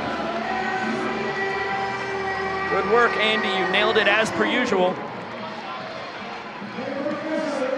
Sean Fluke taking a little joyride in the background. All right, let's get it on down to the field. The young professor is going to give us some Grandma Gladiators. Combat sports right here, right now, ladies and gentlemen. This one is called A Battle for the Ages.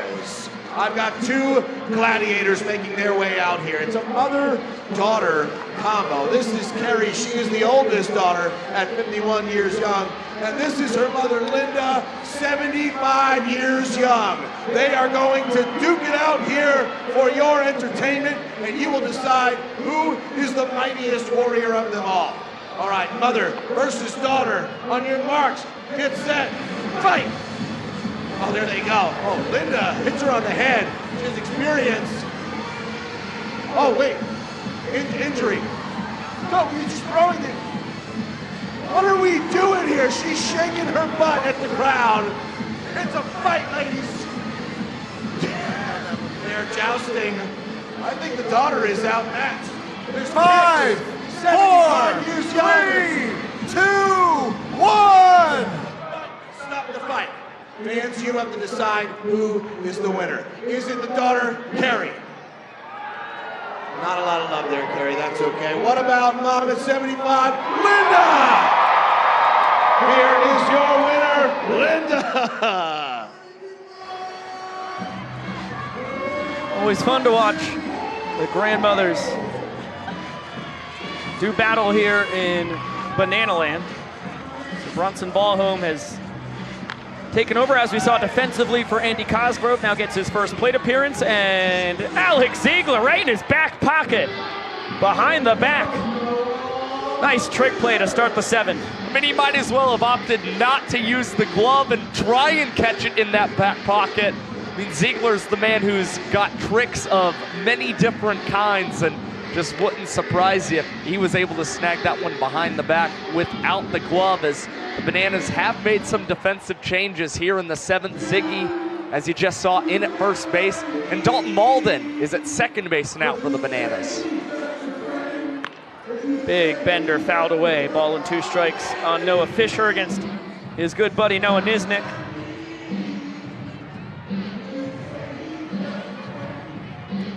Fish trying to join the hit party.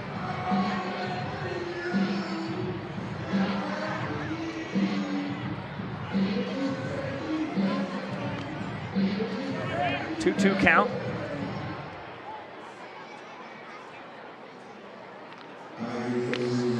And a broken bat squibber foul. Will stay there. That is an odd way to break the bat. The barrel just got a bite taken out of it.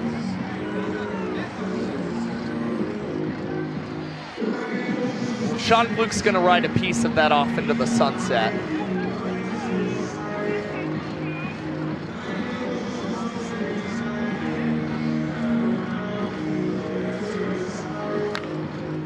This one to shallow center. Meadows racing in. Cox going out. And barehanding that thing right out of the sky. Tumbling trick play for the glove magician, who needs no leather on that one. The inning starts behind the back for Alex Ziegler. Now Ryan Cox with a tumbling bare hand in shallow center field. Awfully similar to what we saw a couple Sundays ago in Atlanta in Truist Park for Coxie. Noah Nisnik has retired 8 straight party animals. Trying to put the cherry on top of 3 scoreless innings of relief. He has been exactly what the Nanners need. Party Animals scored 8 runs between the 2nd and 4th innings, as that's a hot shot, diving stop, Kyle Jackson across the diamond. Are you kidding me? Superstar play to complete the 1-2-3 frame. Bananas flashed the leather all around in the 7th inning. Ziggy and Cox with trick plays, and KJ with a web gem at the hot corner to end a 2-minute and 31-second inning. Took extra bases away from Chase Acuff. And the Bananas just need 1 run in the bottom of the 7th to claim their 2nd point of the ball game. Good time to remind you that we will be setting sail once again. It'll be Banana Land at Sea Round 2, Electric Boogaloo, obviously. It was really a remarkable 4 days, call it 4+ days this past October, and I know, as everything in Banana Land is, it'll be plussed out of its mind for the sequel. It'll be Tampa to Cozumel, Mexico, February 9th through the 13th, and all 6 teams in the inaugural Banana Ball Championship League season will be on board, plus the entire cast and crew. Loads of unique events, really cool personal time with all your favorite folks in Banana Land. It's a special event. I cannot wait to be on board. I'm sure Nate Tellier will be thrilled to be on his first Banana Land at sea as well as he takes over for the Animals. Yeah, 11th time that Tellier has taken the mound for the Party Animals. He is striking out 11.5% of batters that he's faced this season, but has allowed sprints to 13.5. So hoping to turn the tides as he starts off Dan Oberst with the ball a tick high. Beefy part of the Bananas lineup, 3, 4, and 5. Oberst, Cruz, and Alexiadis. 2 balls, no strikes. Tellier, one of the harder throwers in Banana Land. Former Boston Red Sox minor leaguer. It was up around 97, 98 pretty consistently. Didn't always know where it was going. Through some fine tuning, went down more about 94 to 96 and became much more of a pitcher in his own words. Spent 5 years in the org. Now a rookie in Banana Land, has a nasty arsenal. It's just all about that control. Heater right down the chute. Sends the 2023 Gulf South Conference Player of the Year back to the dugout. Yeah, Dan is not an easy guy to strike out, but he could not catch up to probably the firmest heater that we've seen this afternoon from Nate Tellier. Be the 2021 Gulf South Conference Player of the Year. He's on the 2023 World Tour. The heck am I talking about? Rack a pair of strikeouts. Happy to see Brett Helton, the former Pirates minor leaguer, off the mound. And Tellier grooving it with Baber, Acuff, and Hampton behind him. Hallholm getting involved. Some nice knee work. Sure learned from the best as head coach Mike Vivacis in that department. Peter was low though, so a ball and a strike. On the pride of Fontana, California. Make it 1 and 2. Back leaves the strike zone. It's that deceptive ride that Tellier has. High spin rate fastball. And there is the slider. Disgusting. Back-to-back punch-outs to start Tellier's outing. This is what we were expecting to see from Nate Tellier in his rookie season for the Party Animals. Some great strikeout stuff, and that has certainly been the case as now Reese Alexiadis, the man standing in the way of Tellier possibly striking out the side. He's got to get through Reese Alexiadis, who's 1 for 2 with a single and a line out.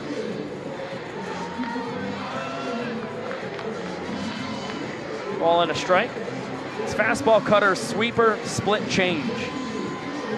4-pitch mix for Tellier. And a strike away from striking out the side. Pride of Attleboro, Massachusetts. It's a dream come true to get to be a part of the Red Sox organization. Now a reimagined dream in Banana Land. What a take by Super Reese.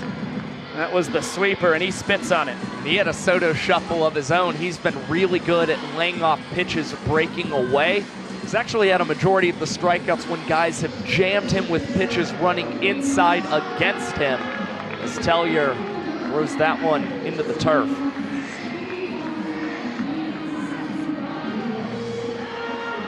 An unstoppable force meets an immovable object. The payoff pitch, and Alexiadis with a shrewd eye and will not risk trying to get 2 bases on only the second sprint offered up by Party Animals pitching today, both of them coming from the bullpen.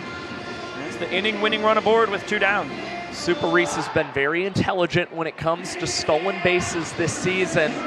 He's also not going to try and run himself into an out and rob Ryan Cox, an excellent contact hitter, a chance to continue to extend this inning.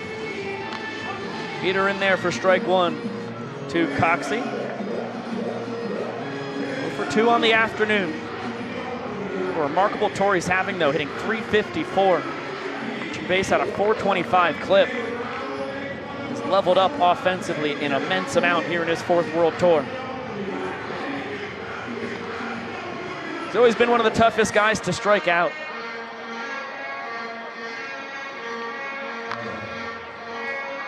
But he'll be 0 for 3.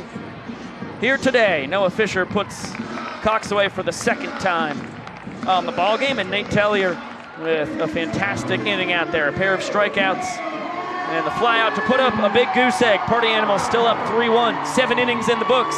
Here come the Banana Nanas.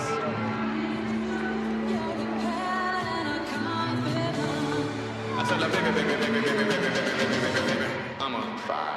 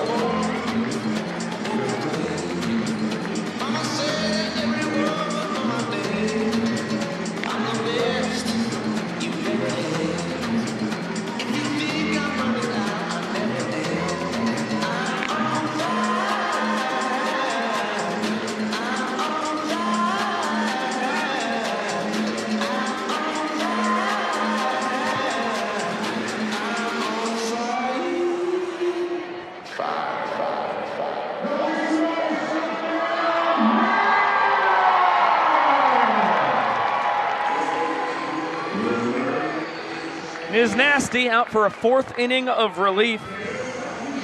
Is retired 9 straight Party Animals, so why not leave him out there as he'll be facing pinch hitter Mike Vivacis, putting himself in for Bryson Bloomer. Guy can mash, especially when it's a southpaw out there. Bloomer was the last guy to reach against Nisnik, but it was on an error. The only other guy to reach was Acuff, which was on a trick play missed. I mean, Niz has really got 9 outs for the price of 11. Well, obviously the plan for Nisnik to follow Jared Donaldson has worked out like the Bananas coaches had hoped. Nisnik pours in yet another strike. All 3 of his innings today have been thrown in less than 4 minutes. Vava, Tanner Thomas, and then Dustin Baber. As this one is bounced, trying to go behind the back. Would have been tremendous, but Kyle Jackson ends Nisnik's streak of 9 straight retired. I mean, KJ was the reason why 9 straight were retired. Made a superstar diving play to Rob Acuff of extra bases to end the 7th. Reese Alexiadis out and right has been a big part of that string of success for Niz as well. A couple dynamic diving plays out in center field. This one struck well by Thomas, but straight to the doctor, who tips it up, pulls it down in the cap, and has a 4th trick play on the ball game, now 14 on the weekend. I mean, nothing phases him. He's made the most of every single opportunity this weekend, and that is so difficult to do as an outfielder, but it really goes to show just how much DR has practiced and perfected all of his different trick plays. Mark Smith taking over for his skipper on first base as Vava gets a romantic getaway with his shortstop. Sal Jacobo in a pinch hit opportunity. Good piece of hitting. DR behind the back on the run. Are you kidding me? That is 3 straight games with 5 trick plays for the doctor. And that ball nearly handcuffed him in center field. I mean, that is awkward behind the back. Yet DR Meadows is able to make it as he is ranging towards the fan wall. You saw Alexiadis, the arms raised behind DR. Even he was surprised and pretty wowed. He continues to extend his own record for trick plays by an outfielder in a series.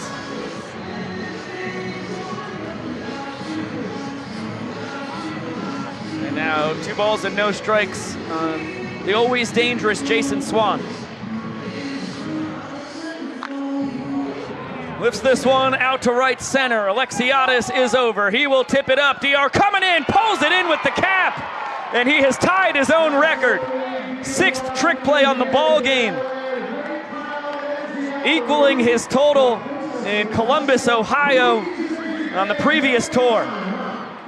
And we still have another inning in this ball game for DR to possibly tied the single game banana ball trick play record. Started with a backflip. We've seen behind the back snags as well, a couple tip drills. He's truly done it all defensively for the Bananas throughout this 3-game set at home. DR had 3 trick plays across the first 7 innings. He has 3 trick plays in the 8th inning. Unbelievable. Well, we mentioned just a couple nights ago, talking about trick plays through the first 22 games of this year's World Tour. DR had 14 through 22 games to begin the 2024 campaign. He has 15 trick plays in this series alone. Talk about growth. 16 trick plays now. Correct. Which means his total on the tour is up to 57 trick plays in 63 tries as we turn Grayson Stadium yellow. Albeit the sun denying most of our fun in that regard.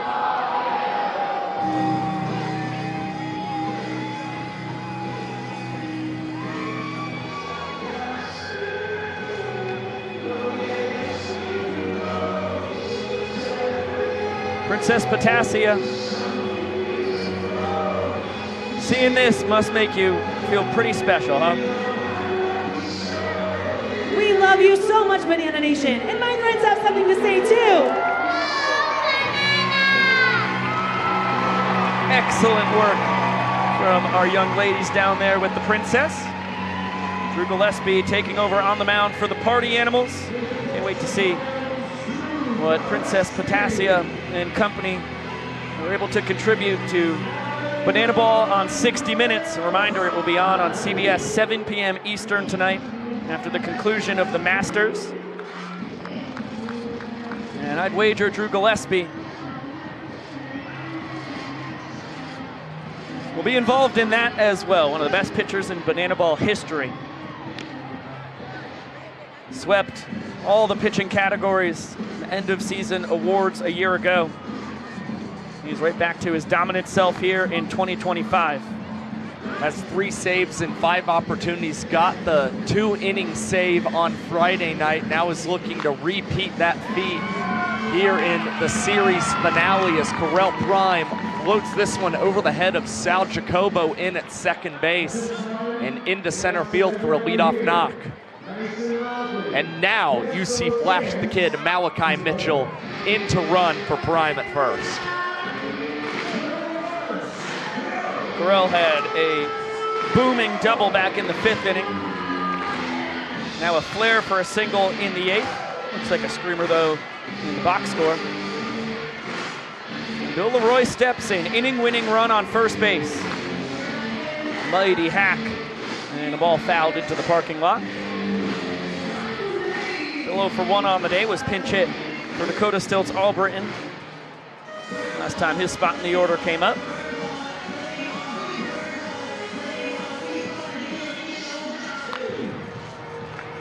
Malachi, for his part, swiped his team-leading 9th base last night.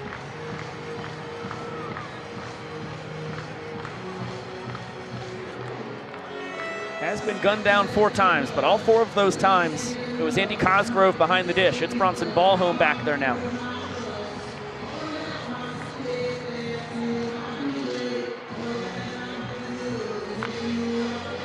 It is worth mentioning, 3 of those caught stealings was actually because of the arm of Cosgrove. One of them was a pickoff attempt. It was Jason Swan who ended up offering the throw that took care of Flash.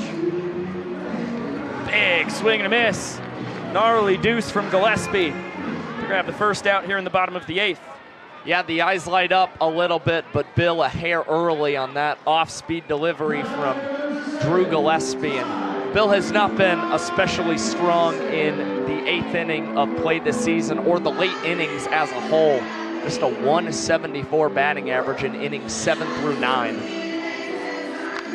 Ty Jackson pinch hitting, swinging at the first pitch. And lifting that one out to Becerra in right, who takes care of his former collegiate Bananas teammate.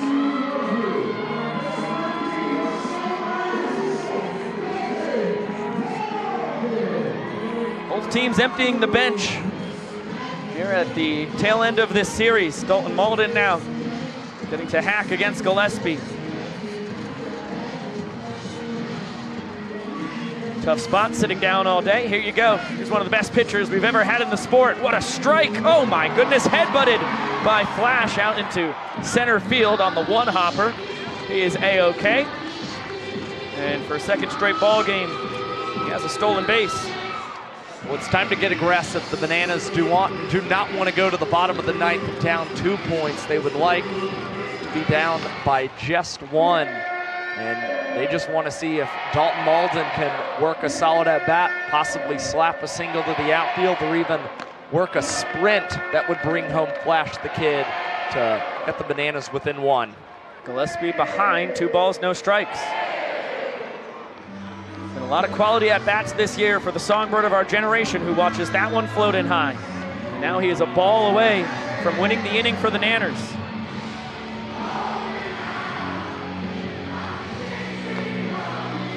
Pitcher's pitch on a 3-0 offering.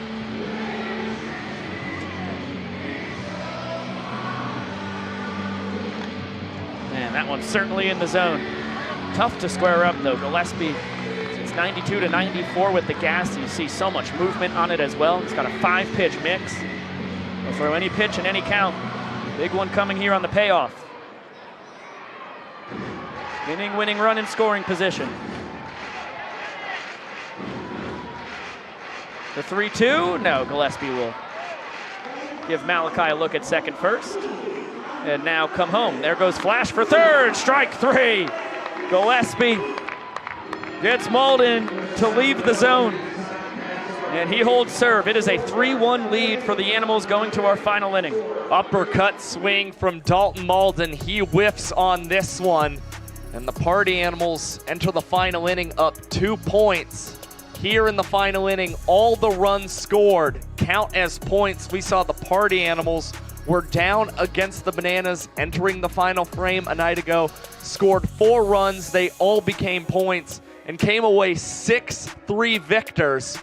But if we find ourselves tied throughout the regular 9 innings of play, we will go into showdown tiebreakers.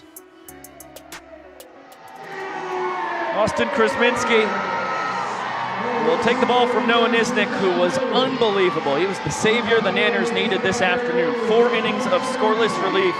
The only 3 guys who reached on a pair of trick plays missed and an error.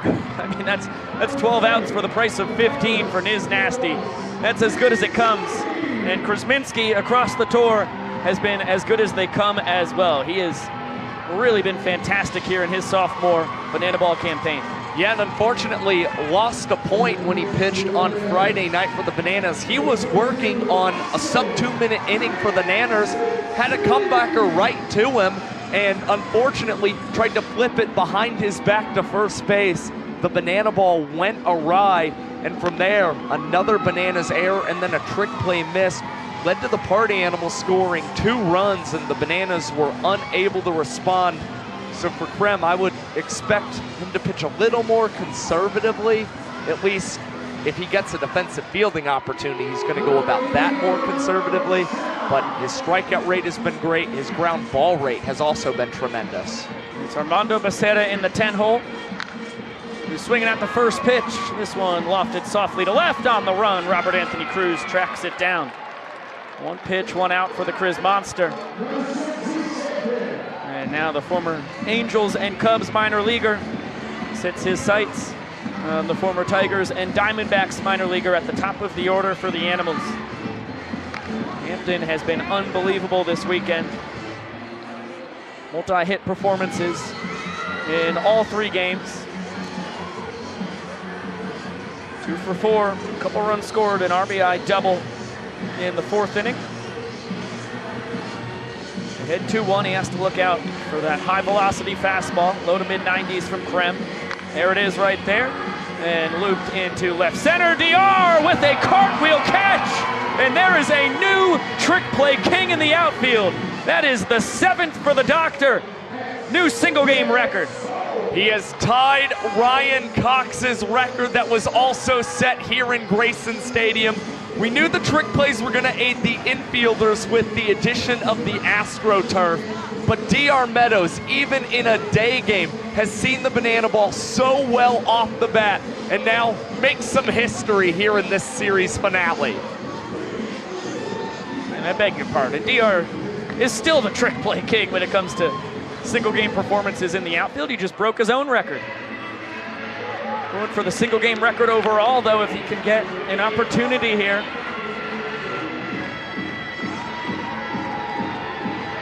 One out to go for the Party Animals. A 2-2 pitch coming to Jake Skull. 1 for 4 on the day. Skull did line one at DR in the first inning that resulted in his backflip catch. Instead, it's Krem collecting the K against Skull and putting up a 1 minute and 50-second inning. 8th sub-2-minute inning in this series. That was a filthy changeup to get the strikeout out of his fellow Roswell, Georgia native. It's the battle against another former minor leaguer at that as well. Drew Gillespie back out to the bump. Earned that 6-out save for the Party Animals on Friday night. Trying to repeat the performance here Sunday afternoon. Tough task to finish it up. He has a 2-point lead and will take on the top of the order. DR Meadows, Kyle Jackson, and Dan Oberst. Robert Anthony Cruz due up 4th, and the dangerous Reese Alexiadis due up 5th. Bananas still have their golden batter.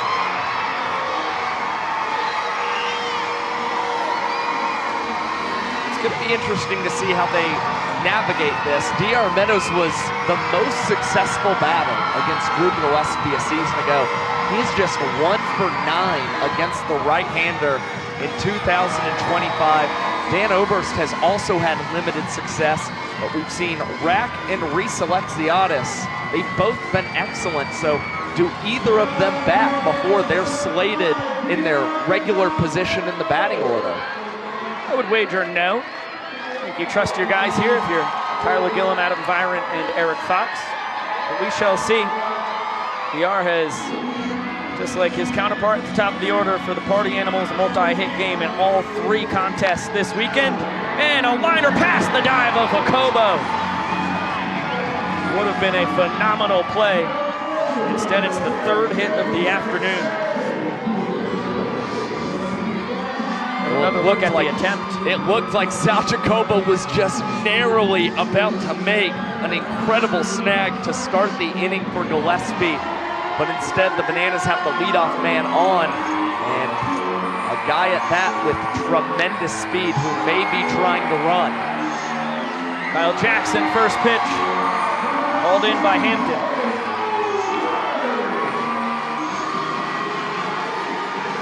Party Animals 2 outs away from the sweep and their 4th straight win in a tour that is currently knotted up at 12 games each. Now Dan Oberst takes his turn, representing the tying run. Cutter just misses the outside corner. Dan's batting just 167 here in the final inning of play this season. These are the times where he and a lot of his other Bananas teammates get overly aggressive at the plate, swing at the first good pitch they see rather than try and work plate appearances. But so far, Oberst in the driver's seat, ahead 2-0. It's a pretty good-looking fastball, does not get the call. And that one in on the hands, this could be 2. Acuff over to Jacobo to first. In time, Party Animals sweep the Nanners right out of Savannah. They have won 4 in a row, and they're back in front of this tour, 13 games to 12.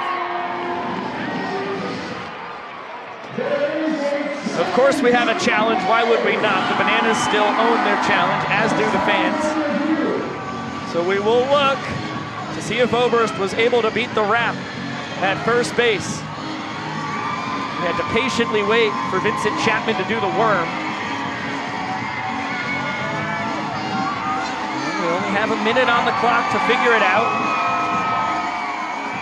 At has to be clear evidence that Oberst is safe, and I think he looks out. It looks like the call is going to be confirmed. Crazy here. All right, great to get another angle. Better safe than sorry. If we could go slower, that would be amazing. Still have 25 seconds on the clock, so no rush. The game literally hangs in the balance here.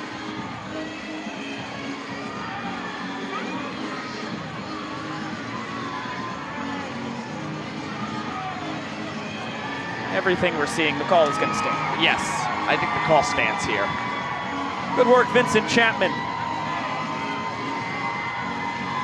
And now the party animals and the fans. Ladies and gentlemen, after review, the ruling on the field stands. Runners up. How about the suspense? The party animals get to dance for a third straight time in Grayson. And Andy Cosgrove has a message for the Banana fans out there. Drew Gillespie, another 6-out save. And the boys in black and pink are rolling. Domination on Friday night. A miraculous comeback an evening ago. And this thing was all animals in the finale.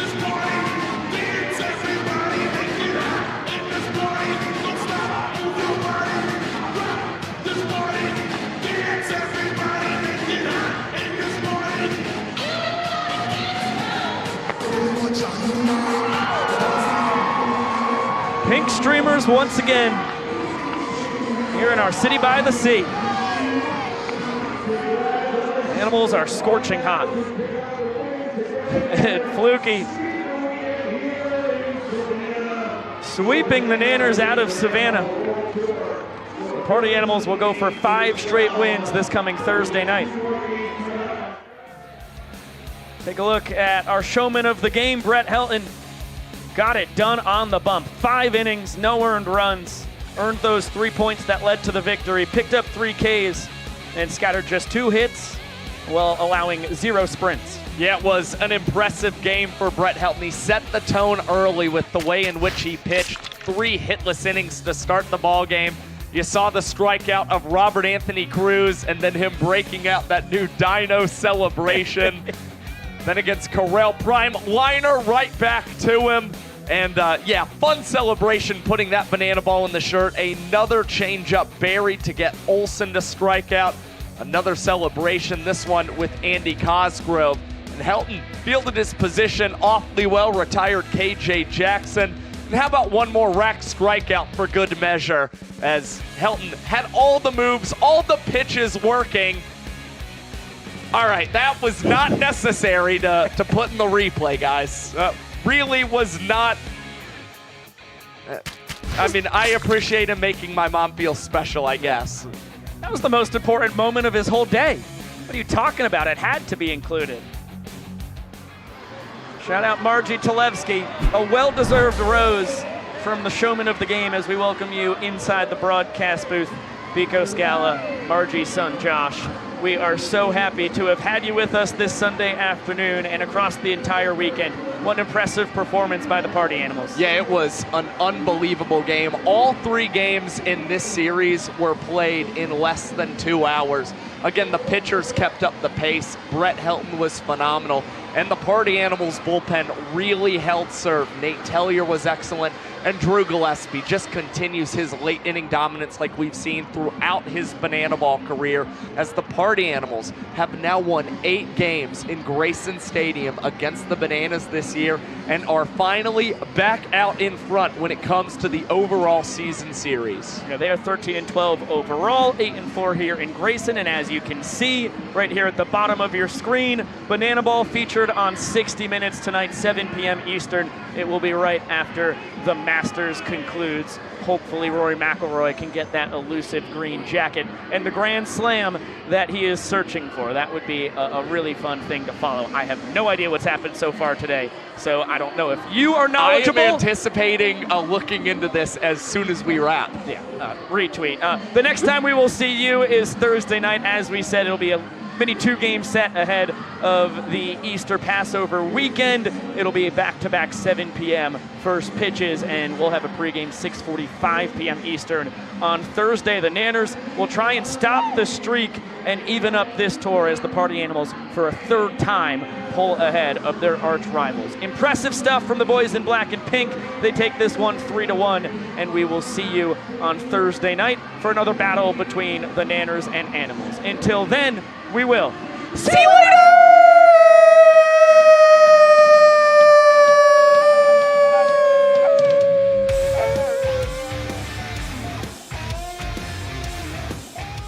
Why'd you do that to my mom?